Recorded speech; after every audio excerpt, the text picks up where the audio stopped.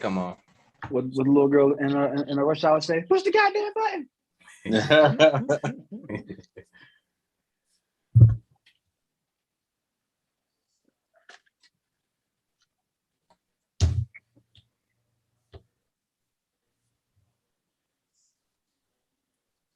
All right, y'all. We are live. We are definitely live. Oh crap! I got the notification. I didn't. Oh, I just got it. I see it. Let's go. What's up, everybody? What's up, everybody?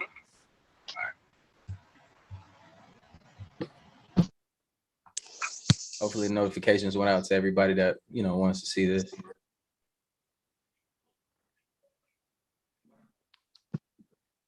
Where everybody watching from?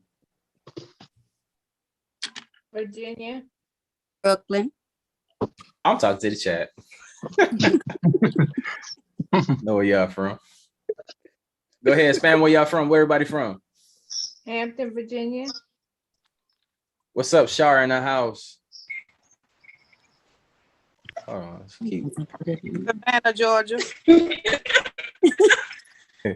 New York in the house, Michigan, Toronto, Texas, Georgia, England, Guyana, Memphis, Milwaukee in the house. Hey, Maryland, DC in the junk. let's go. I had to say it like that for them for the one time. Connecticut, VA. Nobody from Charlotte in there? Come on now, show Yeah, us we some got love Charlotte. now. Hey, Kim. Okay. You in the Hello. junk. Chicago. All right, bet. Go ahead. Hey, if y'all in this room today, go ahead, run them likes up real quick, man. This is gonna get deep. It's gonna get real.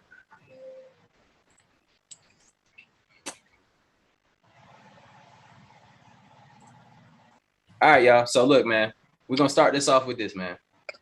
We're gonna hit the Kanye West topic first, right off back, man. Kanye West. Hey, what's that? Okay, all right. Kanye West, man. He was not invited to his child's birthday party. Should a man that shares custody with this wife have to be invited to the birthday party? And Yes. how do y'all feel about that? I want a lady to answer that first. Can I go? Yeah, go ahead. Okay, I don't have no kids, but I think he should be invited. Okay. And he take care of his kids. He made the kid, and he ain't hurting the kid. Long as they stay away from each other so they don't argue, so they don't look like a mess. But yes, his kids want to see their daddy there. What? Okay, so I get what you're coming from, but didn't he just punch somebody the other day? The thing is, like, because I know, like, he didn't punch his kid. I know, but can he be trusted? And I understand where you're coming from. Like, I think he should, but can he be mentally trusted? Because what if he spazzes out? Like, Mm-hmm.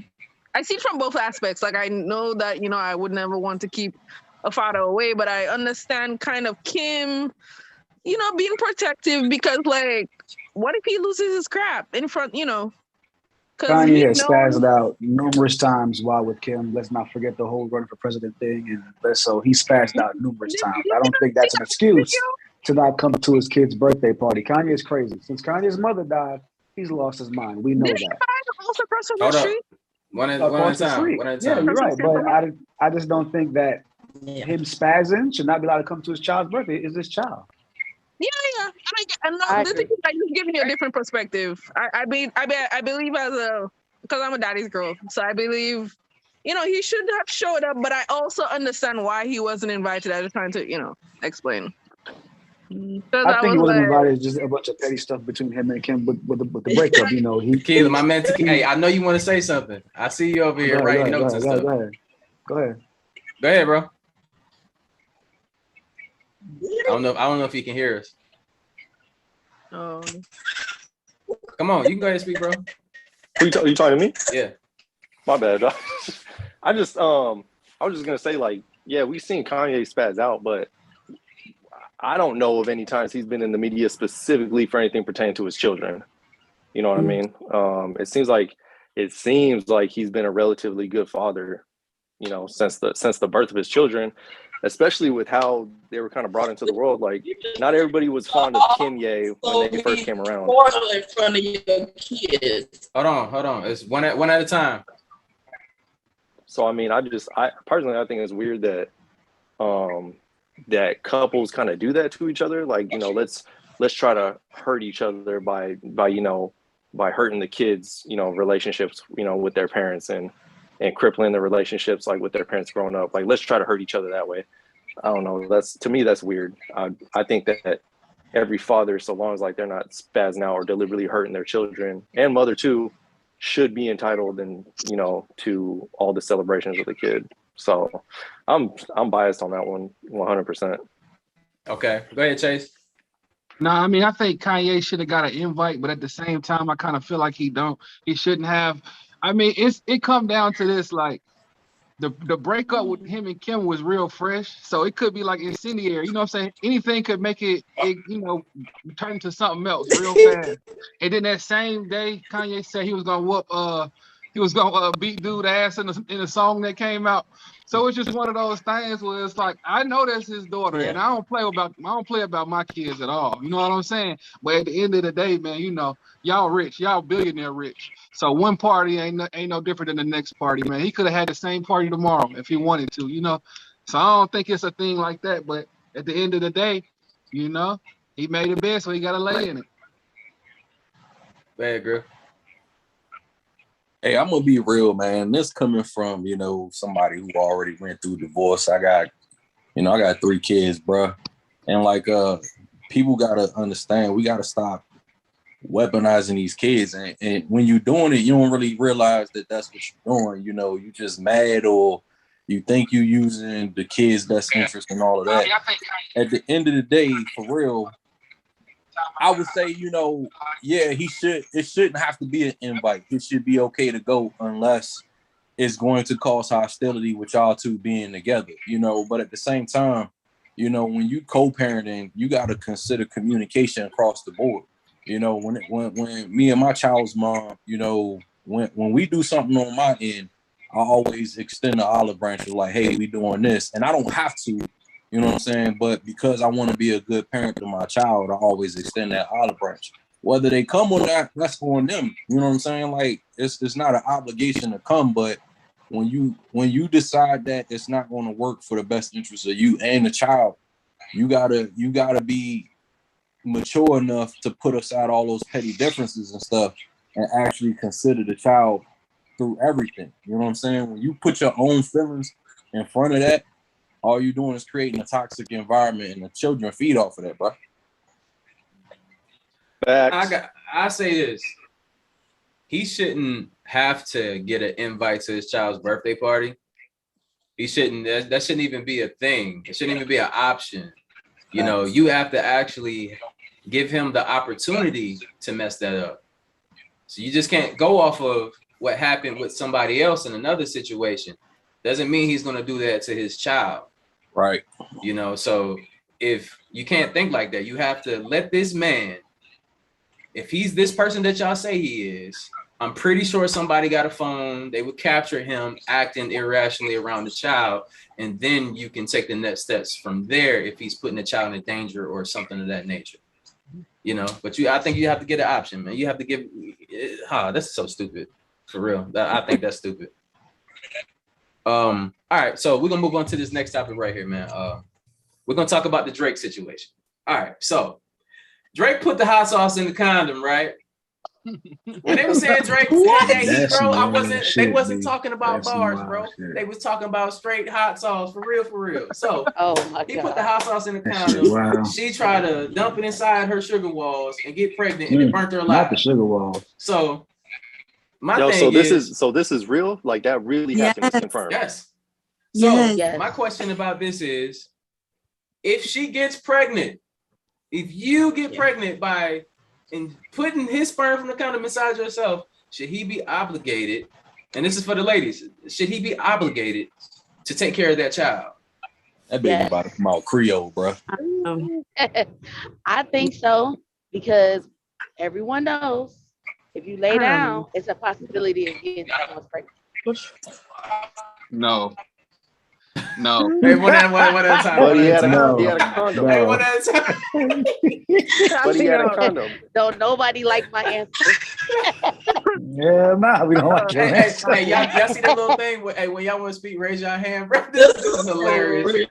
Hey, who went first, Don't man? nobody like Peach's answers. Who went first? I love it. Go ahead. I'm out. It's a conversation. I'm out of this one. All right, go ahead. First one. All right. I'll be next. Shit. Okay. We know accidents happen. You know, plan B might fail. Plan C was never a thing. I believe that to answer Dre's question initially, if both parties are not in agreement,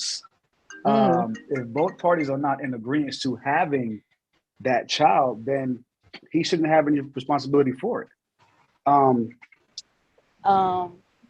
that's just, I mean, and then of course, if he doesn't even know, She forced. Hold on. Hey, without his consent, without his consent, she still goes and have the baby. No. Hey, y'all gotta let. Hey, man, look. I can't continue to do this all night. We gotta stop cutting each other off. Let each other get their full thoughts out there. I'm passing it on. I'm gonna pass it on. And then we're gonna come back. We gotta stop cutting each other off. I'm gonna mute you. I'm gonna pass it after this. All right. All So take the example of some, or let's say a couple adopts a baby, right? They adopt a child, right? If the couple splits, is the man responsible for paying child support after the couple splits for the adopted child? Oh, Okay. Yes. So if she said that he should be obligated to take care of any baby. You gotta move somewhere. Your voice is breaking up. Basically, Yeah, your voice is breaking up real bad.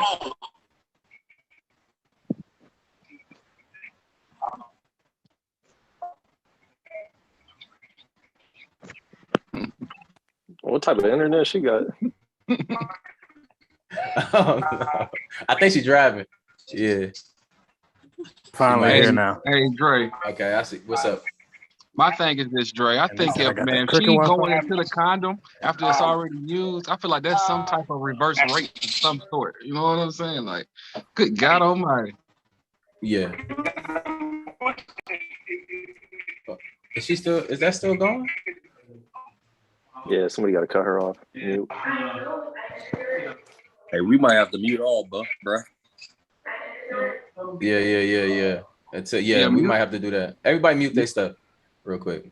And then like when we talk, just unmute it and because this I don't know what that is.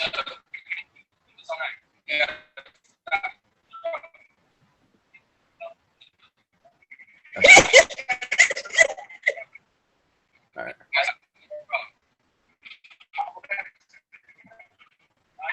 Y'all still hear it? I still hear something. All right, bet. All right, so look. All right, who's going first? Top left.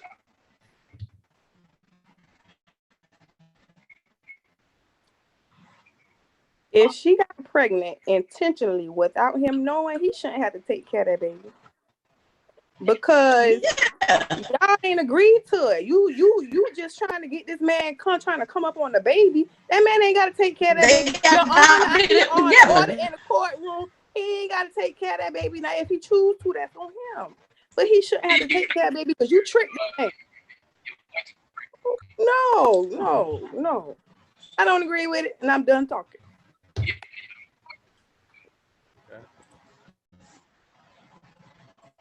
That's all the way off too. I don't know why it's making that noise, y'all.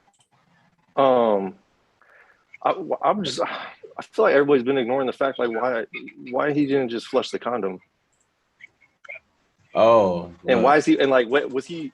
Where was the hot sauce? Like was he butt naked and like he had the hot sauce and then poured it in the condom and was like it had to have been like a prank or something, like maybe.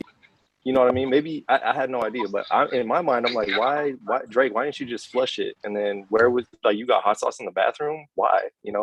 it must be mumbo sauce. You know what I'm saying? Because it's that good. You're gonna stop with this next. damn mumbo sauce, all right? Yeah, I'm trying to figure out what's going on. Go ahead, Ace. Well, yeah. What's going on? For a quick briefing, you know I'm late as hell. I guess y'all was in here an hour before me. Yeah, we've been here chilling. Nah, I was thinking, you know, I'm on the West Coast. So I was thinking 5 o'clock my time, 5:30 my time. Yeah. But we talking about the Drake joint with the hot sauce? Yeah. I feel like she should be sued damn near. I feel like you could damn near sue her for something like that. There got to be some form of, I heard somebody say it earlier, but I had said the same way. There has to be some type of reverse rape for men, like where you can just take advantage of somebody and take, this is my seed, like this is my inheritance, my life. Like I might not want another version of myself out there yet. And for you to just take advantage of that and try to get a baby off of it, you deserve that hot sauce in your damn pussy. Hey, fam. Go ahead, Griff. Hey, you wild for that. But I mean, I 100% think she wrong as two left shoes on that, bro. But like, you know what I'm saying? Maybe it's just me getting a little bit older. I feel like nowadays, you know, before you start laying down, you gotta have that talk to these people. Like, you know what I mean? Because everything now is so up in the air. When you start laying down with people, man, you gotta talk to them, see what their head at. You can't just be laying down with just anybody no more. Because people crazy. People don't even be the same sex you think they are. And they don't be the age you think they are. You gotta have a conversation. Like, listen, man, before we do this, you know what I'm saying? This ain't what I want. This is just in case. Are you good with that? You know what I mean? But yeah, I know we ain't always do that. You know, back in the day, we was wild and whatnot, but you gotta stop being mature, especially Drake, man. The dude got money, you know, but it don't change the fact that she was up there scheming. You know what I mean? She was trying to come up on the one time and had one of his little Audrey kids. But yeah, I mean, see, but you trying to add logic to someone who's illogical. Like that sounds like a real logical, you know, oh, we got to have that conversation. But clearly she's not logical. She's taking the condom and, you know, look, at the end of the day, hold on. We got to get Chase had his hand up next. Go ahead. Good. Who? Me? Or Chase. Go ahead, Chase. Oh, no, I was just going to agree, but I was going to agree and disagree at the same time, man. It's definitely reverse rape of some sort, because if I ain't giving it to you, you shouldn't be able to take it from me. Like if, okay, so let's switch the question up. Let's say like if I'm laying down with a woman, right? If I poke holes in the condom, should she be accountable for anything that I just did right there? That's all on me. I took her choices away. You know what I'm saying? So that's pretty much the same thing. With the condom, we both clearly made a choice not to have a baby right here. You know what I'm saying? So if I get to tampering with that condom in any way, that's on me. That ain't on you. And it go the same way, vice versa. That's just how I feel about it. So I got something for the ladies and all the ladies in here and the ones who's watching. Right now, my homegirl, she heard the conversations and she said something that I just want an opinion on based on the topic. She said that because of who Drake is and who we all know Drake to be, he's a multi-millionaire superstar, blase. Because he knows who he is and she knows who Drake is, Drake should expect women to try and trap him. You know, he should expect women to try and trap him and have it. So therefore, if she does get pregnant, a woman does get pregnant by Drake, he should be responsible because he knows that they're trying to trap him. I kind of disagree with that, but at the same time, it does kind of make sense. If I know who I am, I know I'm a target, I should be prepared and not slip up like that. Okay. Yeah. Oh, what you want to say something? Okay. So someone so we were talking about taking away the choice, and I agree with that. But someone put on the comments, Drake took his own choice away when he should have known who he was laying down with. And that's kind of, right. I mean, hindsight's 2020, you know, like she kind of took away the choice of, okay, well, I'm going to turkey base this thing. But I mean, whoever commented that is kind of right too. Like, no, I mean, no. You should know. No.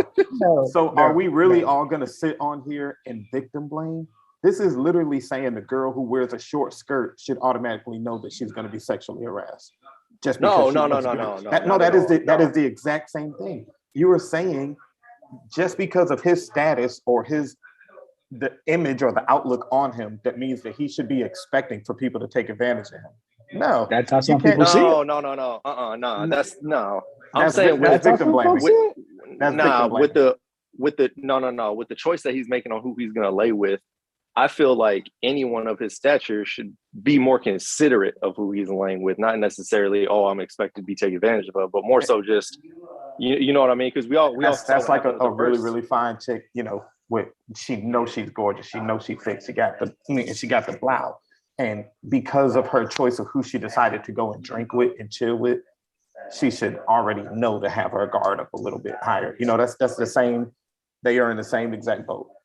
I shouldn't have to I'm saying like as far as like the myself. mental. No. I'm talking. I mean, yeah, you're right about that too. You know, like he shouldn't have to overprotect himself. But I would say again, like somebody of his stature.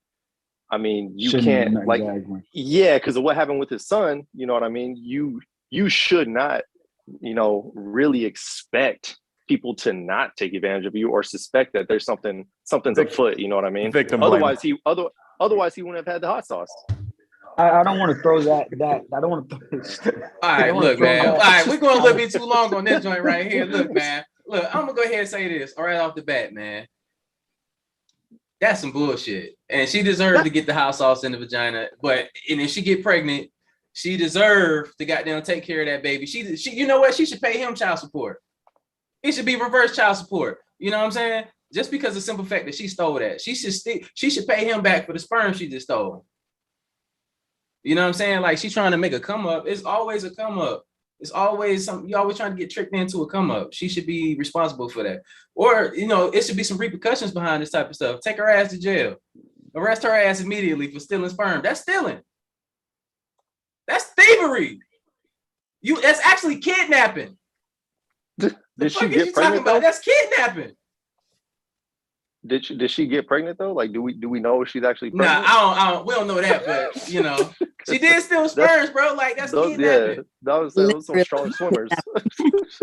Literally. But it is what it is, man. You know. All right. So look, we're gonna move on to this next one right here. All right. So look, recently I've done a video on the Fresh and Fit podcast. So if you don't know about them, they make videos on, you know, topics about women and how men should treat women in a weird way. Basically, they slander women, basically, from my opinion, the way that their delivery is, they're going to say the most egregious shit. So everybody is provoked to go watch. Now, all of a sudden, everybody is going to watch these guys. And you know what happens with that is the lamest dudes from planet of Earth look up to them because they don't have experience and they didn't grow up getting a vaginal crease because they don't know how. And that's okay, but you can't use that to hate women. I know, bro, the dudes that got it know all the dudes that hate women because they weren't lucky with the women. They just didn't know how to do it. So with that being said, we're gonna talk about this. They made some comments about women recently. And I want to get this right when I say it. Is it preference or is it discrimination? So it's a balance right there. They said that they don't mess with the darkies and shit like that. Like they say shit like that to provoke an audience, you know? So go ahead, Griff. Wait for this one. So I feel like this, man. Like, if it was your preference, you wouldn't even have to really talk about it. You know what I'm saying? Like, once you start broadcasting that shit and you saying stupid shit like I don't mess with darkies, then you sound biased. You sound trash. That's some whack shit to even say out loud. Like, if I like who I like, I don't have to explain to anybody who I like. You know what I'm saying? Like, I just want to be with who I want to be with, who I'm attracted to. But once you start saying lame ass shit, you know, or once you start downing somebody else, that seems like you attention. You out there for clout now. It ain't got nothing to do with your preferences anymore. It's just that's some biased shit. Okay. Anybody else want to speak? Let me know if I'm off top. Go ahead. Look. Go ahead. Ooh. The way look these men, I think it's just misogyny because it's just like for you to. I think it's just like so many women. It's just the money. That's it. I think it's all about money because they're getting certain women that they would never be able to get if they didn't have like money and clout and all that. It's not even because they're not attractive. Like y'all not even good people. So I think a lot of the women just low self-esteem because I was like, why would you listen to somebody talk the way they talk? Talking about women like you're not the prize, sir. Who to whom? Like who's lying to you? But it's just, I think it's just like a lot of women that just, I don't know, it's just all for clout. So they're thinking that they just kind of more important than they are because like, sir, if you didn't have the money and the access that you had, if you didn't have like, the platform that you had, nobody would be checking for you. And like for you to go around disrespecting women, it's just kind of like looking at them and you look at, I don't know. Yeah, and to put another detail in here before y'all even go any further, because this is another detail that y'all might not know. Some of y'all that don't know the channel like that, but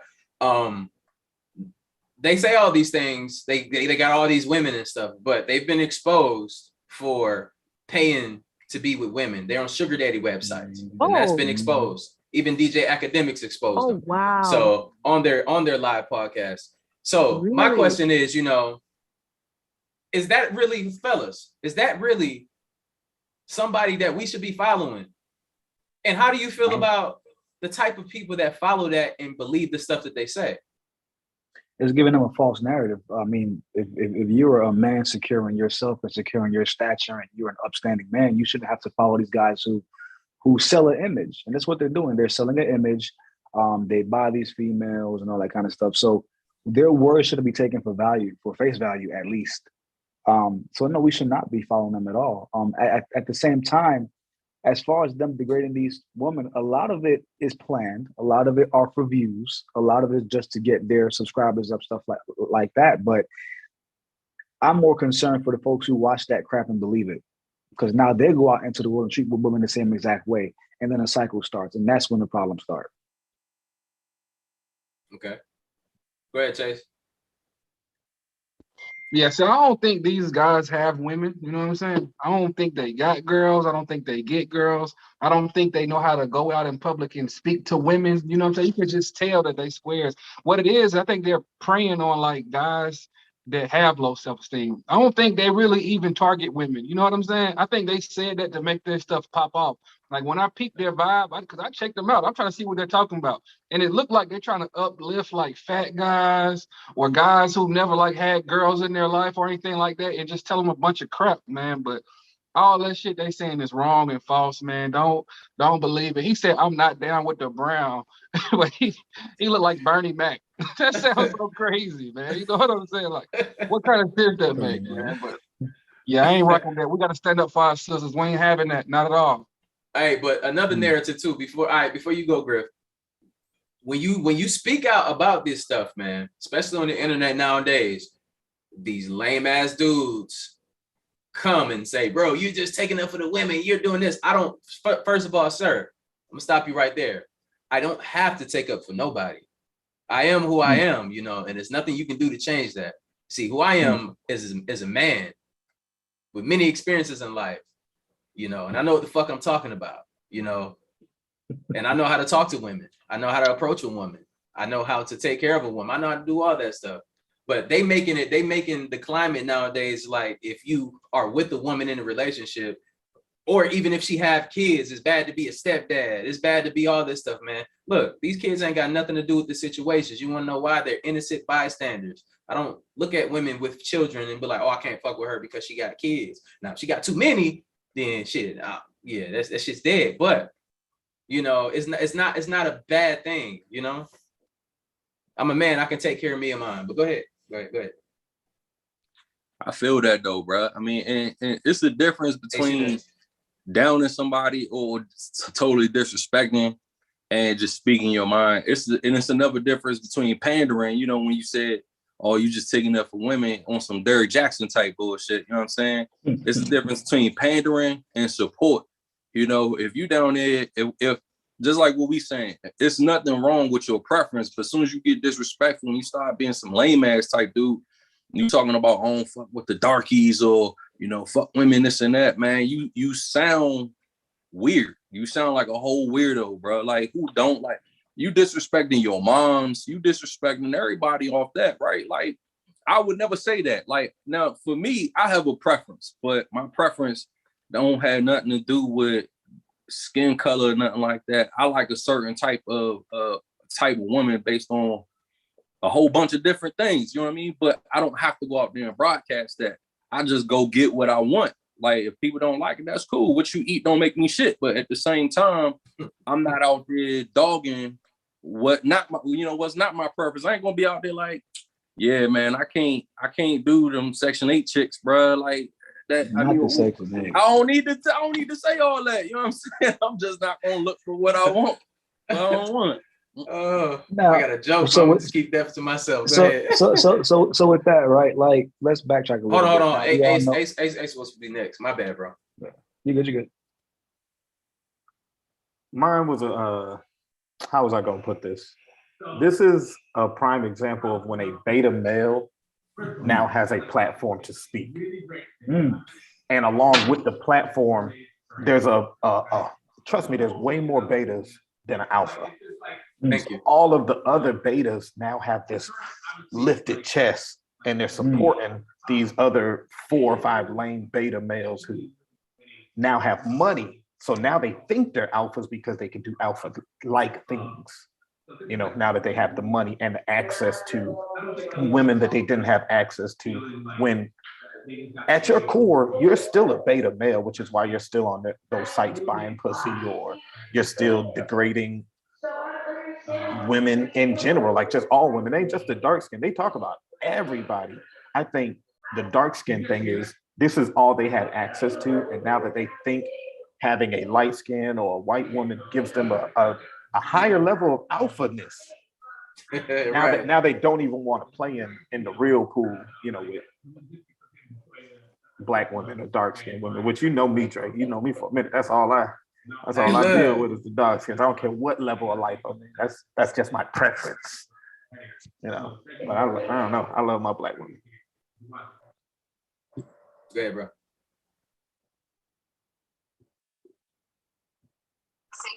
So we all know those guys are cornballs. All right, we got that right. Now, when it comes to the same subject, let's try to disregard them. Let's backtrack a little bit. We see men do that. Like we said, they're beta males, all that kind of good stuff, right?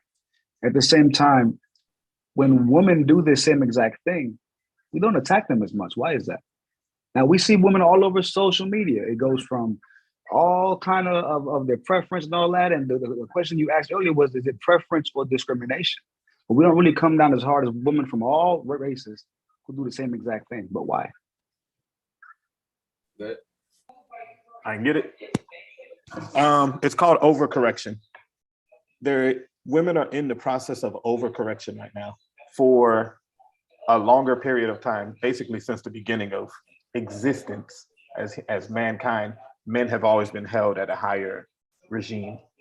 So now women finally have a foothold on gaining their ground back, and it's, you know, overcompensating for the amount of years they lost. So they're trying to play this overcorrection of catching up. And I like that. As men, you know, who have belittled them for the last 15,000, you know, living years, don't have a place to say anything right now. We just got to take that shit on the chin. And like you said, well, the beta males can't handle it. A man that's secure himself will say, hey, okay, if you don't like me, hey, if I'm too short, I'm too dark, bro, that part right there. Fuck it. But the beta males can't handle it, and it eats at their fucking egos so bad, man. And they start podcasts. So it's a vicious circle. It's a circle. Yeah. But I like that. Yeah, I couldn't answer that any better than that. Like, I'm happy you spoke up on that. That was excellent, by the way. That was deep. Crazy. Yeah, exactly. You got something to say, bro? That was some shit. Appreciate it. Appreciate it. You want to go? No, he's looking weird and shit again. All right, move on to the next one. So, ladies, y'all got anything to add on to that? I would just like to meet those men's mothers. Just talk to their moms. And you know what's crazy about this is everybody here is somebody that I've known for a long period of time. You know, I've been deployed with some of these people. You know, there's a lot of veterans in this room right now, and we didn't travel the world. We didn't seen different countries. We've seen how they live. We've seen different cultures. We experienced different things. So our minds are very open to the world, and therefore it matured us in a way we had to grow up so fast. And you know, this is where we're at mentally. So it's harder for other people, other men our age, to really get to this point as fast as we have, you know, mentally. So I like to say that in the room. I appreciate these guys for showing up.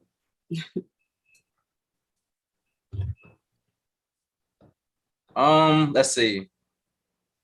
Hey, let me holler at that what you just said real quick too, Okay. bruh. It's funny you said that because I was listening to this black doctor on the Breakfast Club one time, man. And he was talking about how traveling the world and learning different cultures and eating different foods and listening to different musics and stuff like that, it increases your mind. You know what I mean? It increases the wavelength in your mind, which makes you more wise.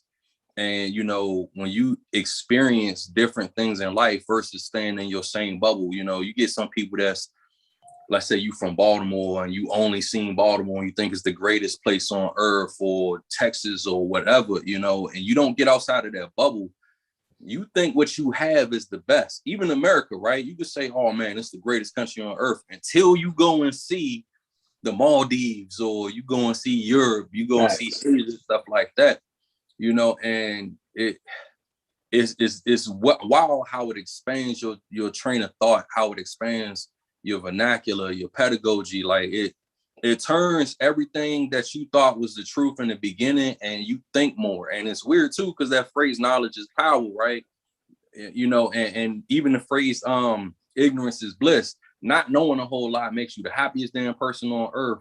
But as soon as you start experiencing different truths, different cultures, different musics, tastes, women, men, etc., when you just see the world for what it is and all corners of it, you expand so much of your mind and realize you really don't know a damn thing. Can I piggyback off what he just said real quick? And that comes dual fold. One, it relates to our topic. It relates to the current topic of these beta males, for example. And Dre, we seen this when me and him were stationed back in Japan. I seen it when I was stationed back in Germany. They leave the States for the first time and they go overseas, and now they the man. Cause they ain't get no females back in America. Yeah, that shit was they crazy. They didn't get no play, no females, no ass back in the States. But now they black in Europe, so or back like in Asia, they a hot commodity. And now they got some money now too. So now they buying all the designer. They got the fake chains on in the club. And now these females who don't know who they were see that. And now they the man. When they come back home now, it's total opposite. You that same land you was before that uniform came on. And then now they had, I only date white girls, or, you know, foreigners only. When you was with Kiki, when you was in the States before you went to the goddamn Air Force. So we see that same thing. That shit's so true. Exactly. But in the positive, what he said, I do agree. Dre been to way more countries than me, being a goddamn Raven, but I've been to almost 40 countries. And you see different things in every single one. It brings you to an appreciation of what you have back in America, but at the same time, your mind is open to so many. It's open to so much things. And I think hell, I'm from New York, but I live in Atlanta. Some folks never been outside of Atlanta. Mm-hmm. And that's a real thing. Like T.I. was not lying in the movie when he said it. Never been outside to it if I'm proud of it. It's folks like that here. So, and they just have this closed mindset of what they know what. So, you know, I think we all need to get our passport. I mean, I got my passport, but everybody needs to get their passport. And needs to go out the country once a year and learn a different thing about some other country. And I guarantee when you come back, you have a way different mindset. I'm telling you. Yeah. Right. I agree. That's just crazy, man. I appreciate that, like that experience too. I would never take it back. I did hate my time being a cop at first, like, bro, that was the worst job I can possibly do in my damn life. It was so stupid. And Griff was my supervisor for a certain period of time, yo. That shit's crazy. Like, he know, like, I hated that shit. He knew. I'm a real cop now, nigga. I don't know what's worse. Oh, for real? Damn. All right, bet. That's crazy. I don't know what's worse. I can't hold you. Yo. All right, so we're gonna move to this topic, man. About Ari Fletcher. So basically advocating for domestic violence, people. So when you saying that your man doesn't love you that much because he doesn't pull out a gun on you, how do we feel about this shit, people? I just want to hear what y'all got to say. Ladies, y'all go first. I don't understand. Yeah, that's messed up. Oh, okay. Let her go. No, go ahead. Only because she has so many like young followers, and with social media and everything is like she, so many women, like girls looking up to her, so it's like unfortunate that she have that kind of mindset, but it's like, I don't know like what kind of mindset you have to say something like that. But I was like, for you to tell me somebody doesn't love you enough, I was like, first of all, I don't like people talking to me crazy in the first place. So talking about pulling out a gun or he don't want, and then for her to like talk about, I don't care. I was like, like, I don't know. Like so many women, domestic violence is not a joke, It's like not even something, I don't know. Like so many women like actually trapped, but it's like for you to be like, oh, I don't care, but you want people to like, that's not something to be proud of. I don't know, like I don't know like what to think. But it's like for you to say something like that, I was like, and then to come back after that, after saying like, oh, to say like nobody love you enough to pull a gun out on you, I was like, right. Are you okay? Cause like I agree. Like what is that? Like, huh? And to talk about like because the thing is like they have a toxic relationship to be like, whenever he would like try to like let her leave, and she was talking about, she would leave, but she would never actually leave. But it's like, first of all, you have a toxic relationship. Nobody wants that. But for you to talk, I don't know. I didn't even know what to think. Because at first I saw the article, but I actually had to go and watch the video of one of the YouTubers to actually hear her say it out of her mouth. And her talking about, to women that want to be victims, I was like, and talking about, oh, I don't care. I was like, what is wrong? So, because at first I was like, something is not right. And at first it was kind of just, but then I started to think, I was like, okay, are you okay? Like, how are you? Because for you to have that kind of mentality, especially you have kids, Right. Why would you want, but I guess, just, I don't, it could be just her doing that for attention and clout. But the disappointing thing is that she have so many like young girls looking up to her, and for her to, for her to be saying those kind of things, that's dangerous, because girl, like, especially young children, like they're so easily influenced. It's unfortunate, and it just, and I mean, she's kind of. Oh, go ahead. Oh no, you go ahead. I was just saying, like, she's kind of young herself, and it's just, I feel like maybe not everybody, but a lot of people go through the phase where I'm not saying like the gun to the head thing, but some people go through the heads where they like a little bit of toxicness in their relationship, right? But I mean, 26, maybe you should be grown out of it by now, but kind of like what you were saying is that, yeah, she's influencing a lot of like younger girls, and like you never know if girls are already dealing with like daddy issues, or same thing with men if they're dealing with mommy issues. But eventually when you find someone to kind of help grow out of that phase together, that should be the point of it. But if you're talking about you like that toxicness with someone that you're supposed to be growing with, it's like you'll probably never grow out of that. And I would like to say like hopefully it just comes with age, and maybe she'll recant or rescind those statements, but with people that have a platform, they never really do. It's just like, oh, well, I was young and dumb and because X, she Y, and doubled Z. down on it though. Like that's the thing. Like she said it the first time, Twice. like when she Yeah, was in the twice. interview, and then she like doubled down on it, like making a. She didn't have to make that video, and I just think it was so unnecessary. I am here getting my master's, so for Hello? Yeah, Can you guys hear me? We can hear you. You know, a lot of this stuff is in the music, right? Mm. Ari, hell, we can even go to Summer Walker. We can go to SZA. For some reason, in today's day and age, toxic love. I'm sorry, toxic love is what it is. I don't like it because we have our young Black women and young Black men seeing this, and that's their examples. At the end of the day, how do we get here? That's my question. How do we get to someone saying, put a gun to my face to show me that you love me? How the hell do we get to this point? Can I jump in on that one? Please do. I always like to look at origin story, and I feel like who had that playing? What is that? Who had that playing? Yo, what the fuck? He ain't muted his. It was a commercial. Yeah, okay.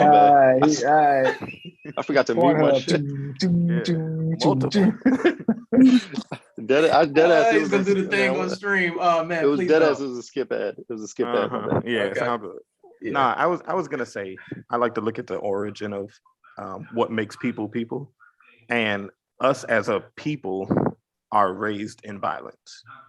We were cultured in violence from our existence in America, even to where like to this day, if you whoop your kid right now, you're gonna say, "I'm doing this out of love."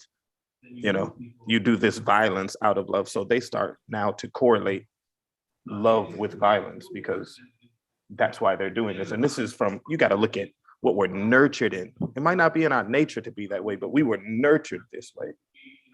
You know, for 300 years of living in America or existing in America, we This have nigga been got that raised. professor, boy. Motherfuckers just Nah, man, nah. Right. But you get what I'm getting at? Like this is the way that we have been designed, and not even designed, but directed. Like they are guiding us to remain that way, even by installing all the violence and drugs in our communities. This is the way that we are cultured to be. So for her, it's 100% natural now for her to relate her love experience or somebody's seriousness with her and violence in the same, you know, in the same breath or the same thought process. Yeah. All right, go ahead, Griff. Hey, I ain't even going front. I like what he said. That shit was that dude making me think a little bit more, some philosophical shit. But I also agree that I feel like we as a culture didn't make positive love popular. You know what I'm saying? You know, it was never a big popular thing for both parents to be in a household, or even if they weren't, for both parents to be in a child's life. It was never a popular thing for people not to have struggle love. You know what I'm saying? We made toxicity popular. And I'm saying we in general because that's all you seen on TV. That's all you seen in social media. You know, even though statistics still show, you know, Black men are in a household that, you know, more Black women are successful, et cetera, that Black love is a big thing. We don't spread that enough. We still talking that old daddy ain't home, daddy don't love me stuff. And we make that shit like it's popular these days. You know what I'm saying? Like it's cool to live in struggle, whether that's in love or poverty or whatever. So people, you know, when you say it over and over again, people start believing it, even when it's statistically not true. Now, when you out here and you showing, you know, what a good man, a good father, a good husband is to a child, a good mother, a good wife, you know, when you showing these things to children, when you showing these things to society, then you're going to get more and more people that be like, yeah, that's bullshit. They out for clout. You know what I'm saying? You're gonna see more people that don't believe the hype, but because it's everywhere, we haven't made positivity popular enough. Even if, let's say you go on social media right now and you post the most popular or positive statement you can, and then 30 minutes later you post some bullshit that's just gonna get some laughs or some some of that toxic trait that come out of you from being hurt or something like that, or that third party. Yeah, I know somebody that got hurt. People gonna agree more with the pessimist than they do with that positivity because we haven't made positivity popular. Go ahead, Chase. I definitely 100% agree with that. I think that, I definitely want to hear how you feel about this too, Drake, for sure. So make sure you tell us as well. But I think though that really that girl ain't crazy. You know what I'm saying? I think a lot of times in society today, what people do is they just say the craziest shit that they can think of and then try to get it to trend so that they can get retweeted and get mentioned and get followers and all that. It's completely, I don't think she's crazy at all, man. I think if a guy pulled the gun out on her today, she'll never look at his ass again. I promise you. That's what I really think. I don't think she's a little bit crazy at all. I think it's all about social media, man. Social media is very, very powerful. If you're not on the receiving end of it where it's working for you, it's probably hard to understand. But she say something like that, she's getting bookings. You understand what I'm saying? So yeah, I don't think she's crazy at all. I think that today people just say the craziest things to get attention for sure. Well, I put it like this, man. I feel like you hit it on the head. I think she's definitely doing this. I don't think she's crazy either. I think she's definitely doing this to be popular. And we've seen this with everybody. Let me bring up an example. Soulja Boy. Soulja Boy would say the most egregious shit, just to entertain, just so he can drop a product in front of y'all face. Boom, there you go. Now everybody buying his little game systems. He done ran that shit up. Now it got popular. Now companies want to buy it for like hundreds of millions of dollars now. They do that to chase the bag, man. All of this shit that we do on the internet is to chase the bag. The reason why we do certain content is to chase the bag. And with me, with my channel, I've always been up front. Yeah, I did this channel, bro, to be able to provide for me and mine, to be in my daughter's life and be a part of her life and, pay lawyer fees, to do all this stuff. I've done that. So now I can hit some topics that I want to talk about, some real topics, I can do funny videos all the time. Those do crazy views, bro. But stuff like this, they're not really going to tune in until I start speaking my mind freely, because for years I felt like I have edited myself to the Disney Channel, like a fucking Disney Channel, because YouTube, bro, you can't do shit on here without getting in trouble for some shit. And my whole bag would be in jeopardy if I get on here acting up. I get on here saying certain things. But lately I've been seeing people get away with the most shit that pretty much shit that I can't get away with. But I say this from now on, I think it's my duty, honestly, to really start speaking on these topics. I feel like she's not crazy, but she's very toxic. That's why she's, when she went Javante Tank Davis, his life is a lot better now that she's gone. He hasn't gotten into any damn trouble ever since. You got to leave that toxic shit alone. Leave that shit somewhere else. That's not fun. That's not fascinating. That's not cute either. So I feel like a lot of these women feel like, they would you're basically selling your soul for this shit, because that's not normal behavior from an adult. She's 26. She's grown as fuck though. So it's still no excuse. 26 is not that young. She should, and don't they say women mature faster than men? Right. Why the hell is she still acting like that? Y'all ladies, go ahead. Yeah, you know what I think has kind of like sprung that type of culture too is Basketball Wives. Like when that show first came out, Basketball Wives had every 18, 19, 20-year-old girl thinking, or woman, whatever, thinking that they could just marry a Mac and just live a lavish life. And they're on this platform of, I got money, I'm young, I'm pretty, my man is X, Y, and Z. And then they get out and they just start spitting off at the mouth like the craziest things. Meanwhile, they don't even realize that the man that they're with who has that celebrity status, they're not in the same category. They're not the same class of people, whichever way you look at it. You know, like he has a celebrity status. He can get away, you know, biasly thinking at times with the things that he does because, you know, he has that celebrity status.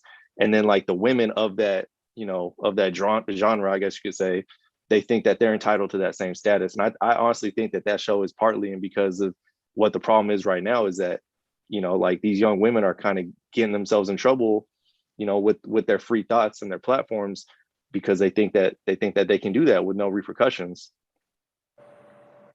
Hey, Griff.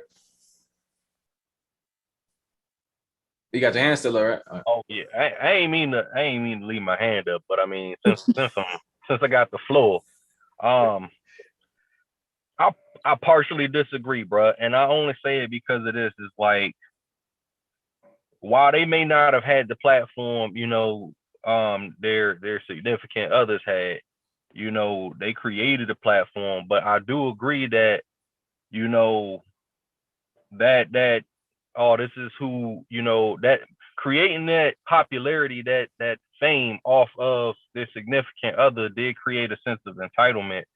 But I think across the board, and it ain't even just, you know, women these days, I think a lot of people across the board just think that money, that bag, that clout on Instagram or Facebook or whatever gives them a sense of entitlement to do whatever the hell they want without accountability until their bag gets messed up. Or until, you know, they get slandered and shamed on the media, and then they have to put apology statements and shit out there. You know what I mean? Nobody is above reprisal. Nobody is above being accountable or corrected, you know, but, you know, the more commas and zeros that's in your account make you feel like you're a little bit more invincible these days. Whether you got the money inherited or you made the money yourself. Like, I feel like everybody just feels like getting that bag makes you invincible, and it don't. It puts you under a finer microscope. Preach. Telling you, when you getting that money, I'm telling you, you are now being looked at by a lot of people who you didn't even know you did not even know that you had their friggin' attention. You know what I mean? For no reason too. And it gets dangerous, man. I'm seeing it out here every day in these streets. It gets dangerous. Real fast. But they're gonna learn their lesson though. They're gonna learn. The crazy thing about that too is that it'll be people that you never, like you said, you don't even know we're watching, and then they'll crack a joke at you about money, and you're just like, oh, so you pay attention like that, huh? Like you know, and I mean, we're talking about that's just regular day people, right? And yeah, like we're talking about people that have platforms like that. They're making these egregious statements, and they don't even realize exactly who's watching. It could be a 12-year-old, you know, boy or girl that's watching, and then they kind of grow into that just because they've stuck with that one statement that they've heard. Mm-hmm. All right, so I got another question. All right, so direct this to the fellas to go out here and answer first. I did a video. I posted a video today, and the question was, why men aren't marrying you?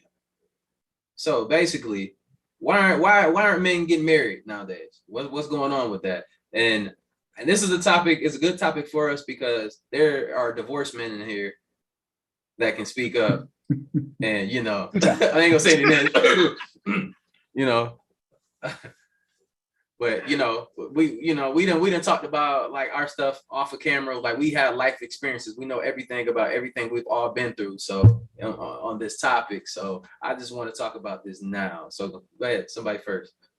Can I go first on this one? Yeah, go ahead.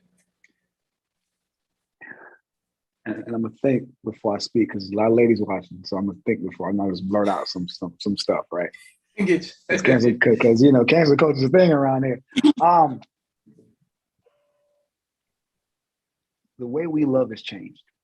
I think a lot of men are not getting married because a lot of men. I think a lady in here said it earlier on, and once we first started, men are forgetting that women are the prize. We forgot that everything that we do for women. We were the protectors. We supposed to be that knight in shining armor on the white horse, and our woman was supposed to have our back. Now, I say that to say that in this day and age, now someone said this, and I kind of agree, but I kind of disagree at the same time. Men want to marry traditional women, but we have no more traditional women. At the end of the day, what is a man gaining from getting married? What are we gaining? Women are, and it's not a bad thing, but women are now in this realm of hell. They're bosses. Women not getting married either. They're bosses. They're making more money than men, more stability. They driving better cars than us. They're more fit than us. They can do everything a man can do, and sometimes even better.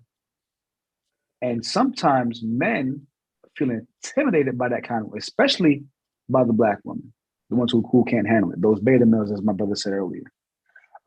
They're not getting married because they don't see what's in it for them. I think that's a problem.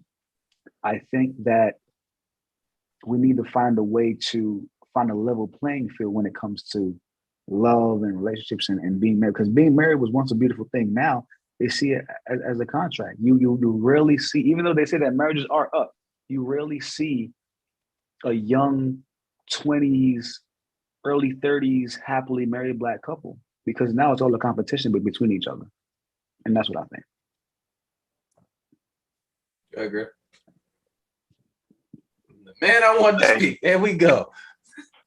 Hey, I'm gonna go ahead and apologize in front, man, because I feel like I'm talking too much. You know what I'm saying? But some of these topics I be having conversations with my wife and my homeboys a whole lot about, you know.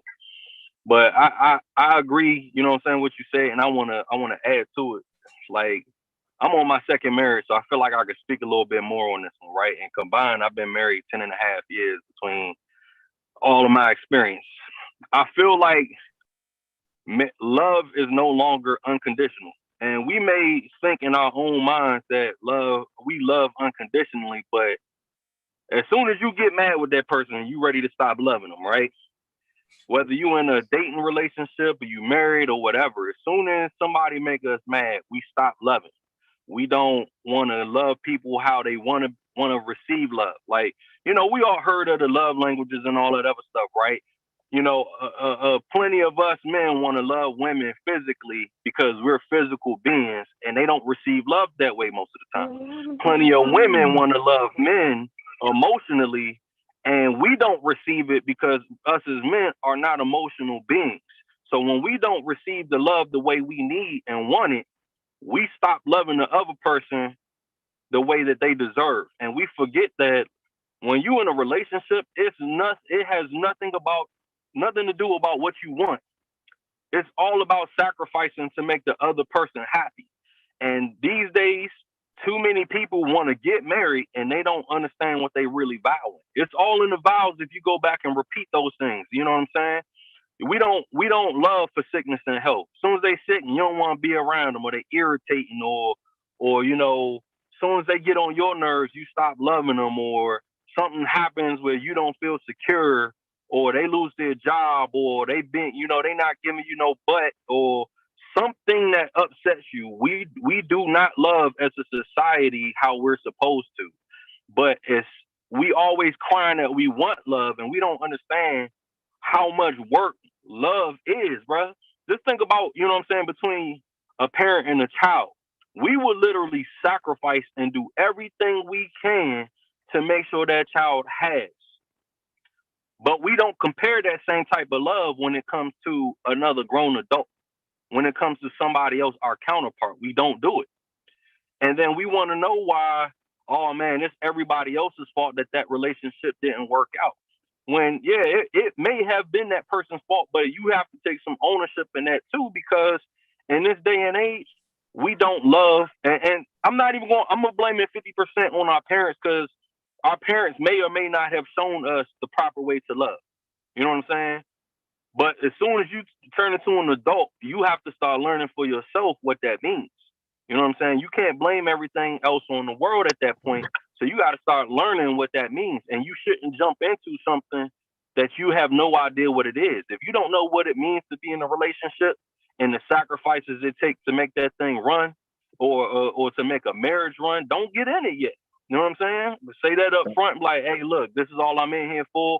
This is all I can handle. I'm not at that stage yet. And if they with it, cool. But as a society, men and women as a whole, we do not love unconditionally anymore. Everything has to be they have to have all this stuff together. They got to be making this amount of money. They got to have this much ass and titties. They got to work this type of job, have this type of car. They got to look this way. They got to be able to cook, clean, bend over backwards. Like, they got to be a baller. And that's all transactional. That's all conditional. And that's not love. That's false as hell.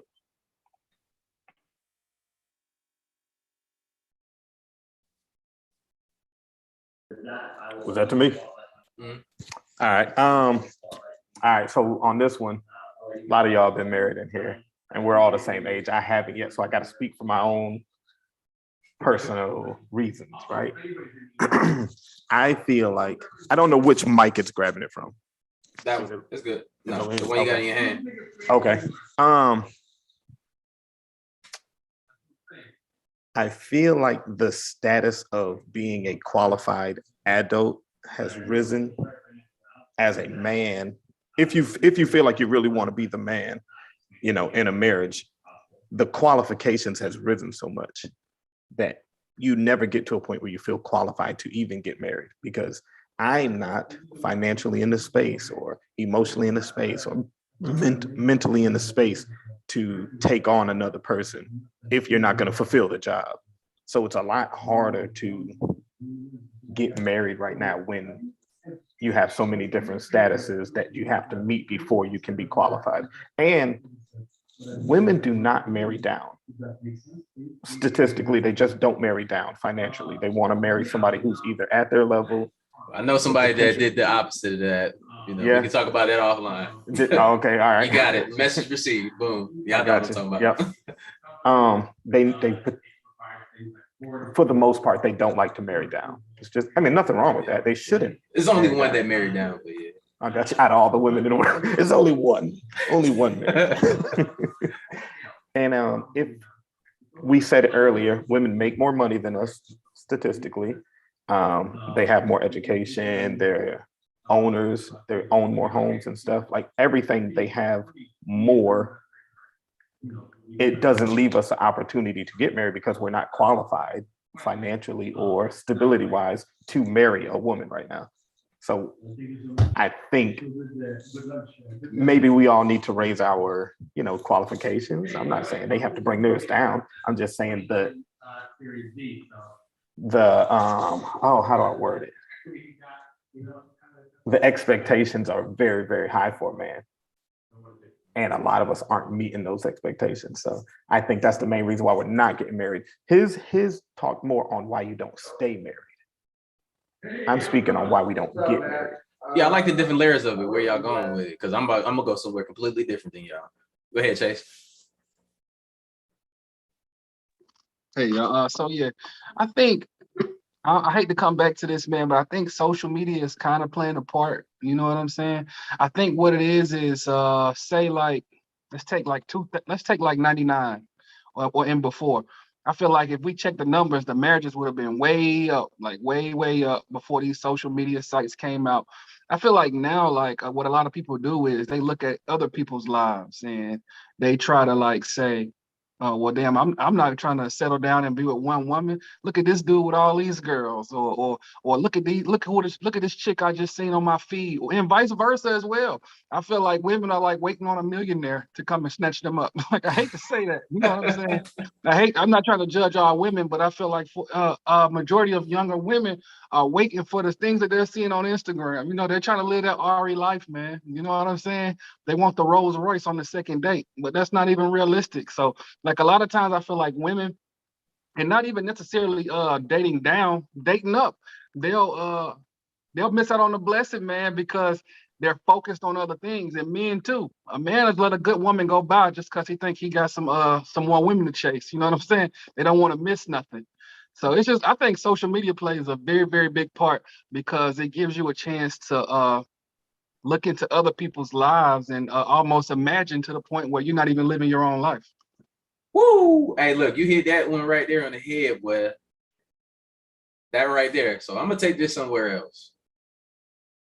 The reason why I think men aren't getting married is because they're scared to lose half their shit. And then when you want to bring up the mention of a prenup, women have a problem with that. Like, you're gonna fuck your relationship up, like right off back, mentioning that. See, what we got to get an understanding for what a prenup is. A prenup is an agreement between both parties. So now, if I come into this marriage and I'm worth $10 million, I should leave this marriage if that shall happen with my $10 million. But if we was to start something with each other while we're married, we start some businesses, all right, we can split that. We can split it half, whatever, however we gonna do that, whatever is better for us. You shouldn't be an asshole about stuff like that, you know? That's petty and stupid. You know, y'all worked on something together, split that. But if I came in with my shit, you're not getting it. See, I put it like this: I have conversations with homegirls, and they feel some type of way about that because they don't want to sign a prenup because you're supposed to love them unconditionally. But what you see is, I think 80% of like people that get divorces, the woman files for divorce first.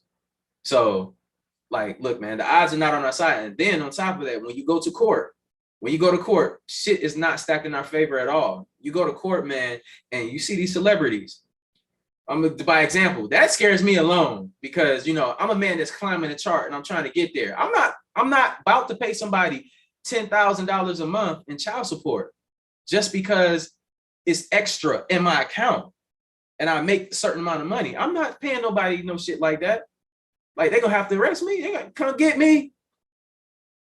You have to come get my ass. You have to come find me. I'll be living in the woods somewhere with all my money in plastic bags. You got me fucked up. But with that being said, Dre, we have an issue with people getting married who's not equally yoked with their partner. Yeah. Because if you're equally yoked with your partner from the jump, let's say if a divorce does happen, you wouldn't have to worry about those kind of things. I've known folks who've been together and the female acknowledged her faults, the male acknowledged his faults. They both make good money. He don't got to pay child support. A lot of that stuff comes from anger and hatred and that animosity that they had when they were together. But if you find somebody that's yoked with you, a lot of that stuff don't happen after. Yeah, but you got to think though. Find somebody that's equally yoked. You can be with somebody the whole relationship and shit is good. Now, when you decide that this relationship is no longer here, so that's why I think that's not a thing right there. Because when the relationship is no longer here, you can't control what somebody else is going to do. You can think that you're equally yoked and have 50-50, like whatever. You got wealthy women that still get away with taking motherfuckers' money. Facts. Right. You just had Janet Jackson do that shit. What do you mean? Like, that shit, she was already fucking wealthy. Now all of a sudden she needs billions of dollars just because this nigga has it?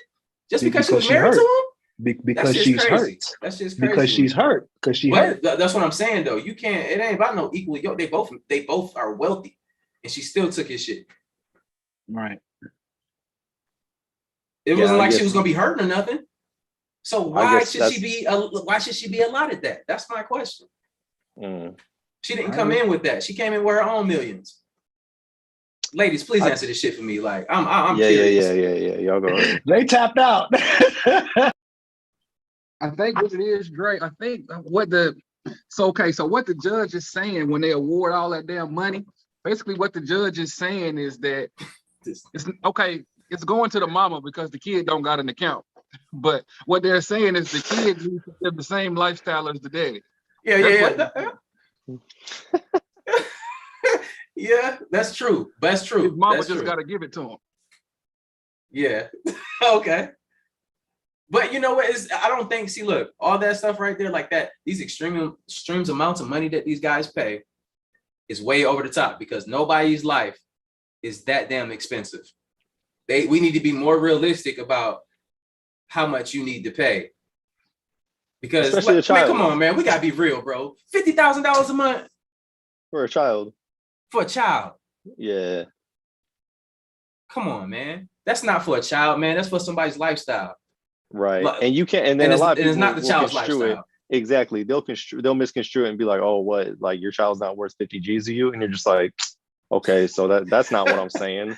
But no, like, not 50,000 a month. Like, I'm not saying they're not worth it, but 50, like, what does my kid need that it's going to cost 50 G's a month? Come on, you can't make this shit up. But just because the funds are available, they be getting it. I think like with a lot of laws that are getting kind of, you know, a lot of laws are getting taken back right now. That's just, I think that that's one of them that's just kind of, it's archaic, it's old. Yeah, ladies. Nah, Hey, y'all gotta say something. Yeah, we hear somebody say something. Nah, let's talk. How y'all Well, feel I about think that? because my audio kind of, for some reason, somebody called me while I was on the live, so my audio kind of low. But honestly, I don't know.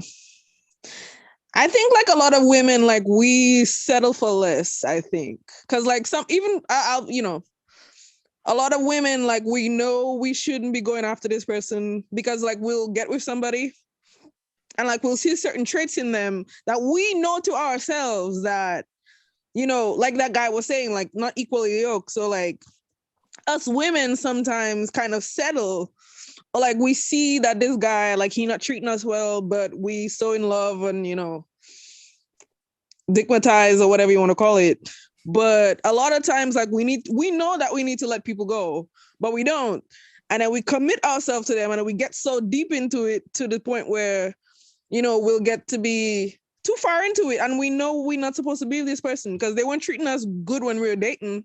And why are you married to him now? So I think a lot of men like, and also like, I think a lot of times like women, honestly, we give men too much too soon.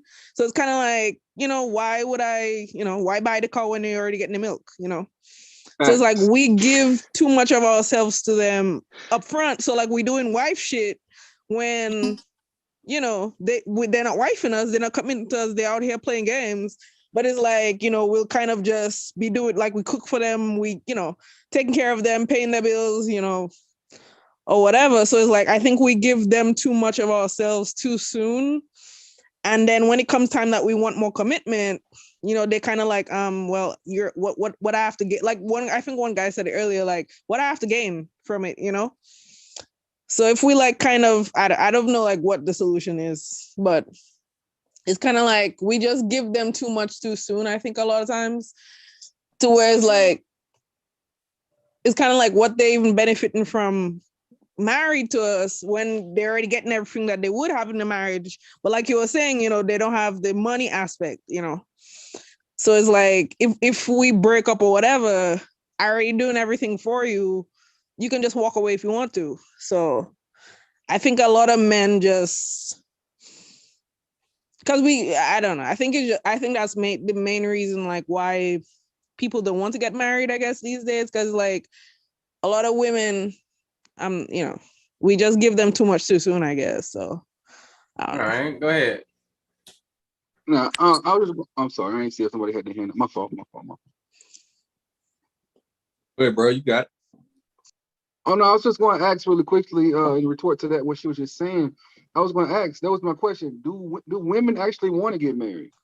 Because of course, men are the ones who, for the most part, have to propose. So I don't want to make it seem like it's on us the reason y'all aren't married if you're not, you know what I'm saying, or whatever. The question I'm asking is, do women genuinely want to be in a monogamous relationship with a man for the rest of their lives? You know what? And I'll be honest with you, no, I don't know. I don't think so. Because I mean, I've been single for 12 years. So she kept it real, I just want the security of like having somebody to take care of myself. Like because right now, not feeling my best, not, I've been sick all, for almost a week. So it would be nice to have somebody, but I just don't want to deal with BS because it's kind of like, unless I can find somebody that I can get along with, I don't want to come home with anybody and be stressed out. I don't want to cook for you. I have a turtle, that's it. But I think for me is like, I don't know. It's like I want it, but I want to find the right person. That makes sense. Like I want somebody to genuinely love me. I want somebody to come home to that I'm excited to see. I want somebody to build with, but I just don't want to deal with the BS because I don't need you. You don't want to just deal with anybody and yeah, not just anybody. Yeah, so, but it's hard to find like guys these days, honestly, like somebody that will like, I don't know. It's like hard to, because the thing is like I'm a ride or die. So like if I find that person, I will do whatever, but it's always like hard to find people with good intentions. I find it so hard to date these days because a lot of people will get into it, you know, they see you kind of doing kind of well for yourself. It's hard to see, it's hard to like find somebody that would want like a genuine commitment, you know. And then by the time, you know, you get into it, it's kind of like, you know, you realize that they're not really a good person, you know. So here's a question I have for the ladies on Zoom right now. So would you prefer to be married, you know, forever, you know, the love story, or would you prefer to just have a relationship with a man or woman, you know what I'm saying, that's, you know, that's worthy to you, you know what I'm saying? I would have to have some kind of I don't really care about marriage, but and then again, I'm almost 30, so my parents have been married since before I was born. So I come from a good household. So it's not like I don't think, you know, you can be together with somebody. And my parents, they fight like cats and dogs, but those two not going nowhere.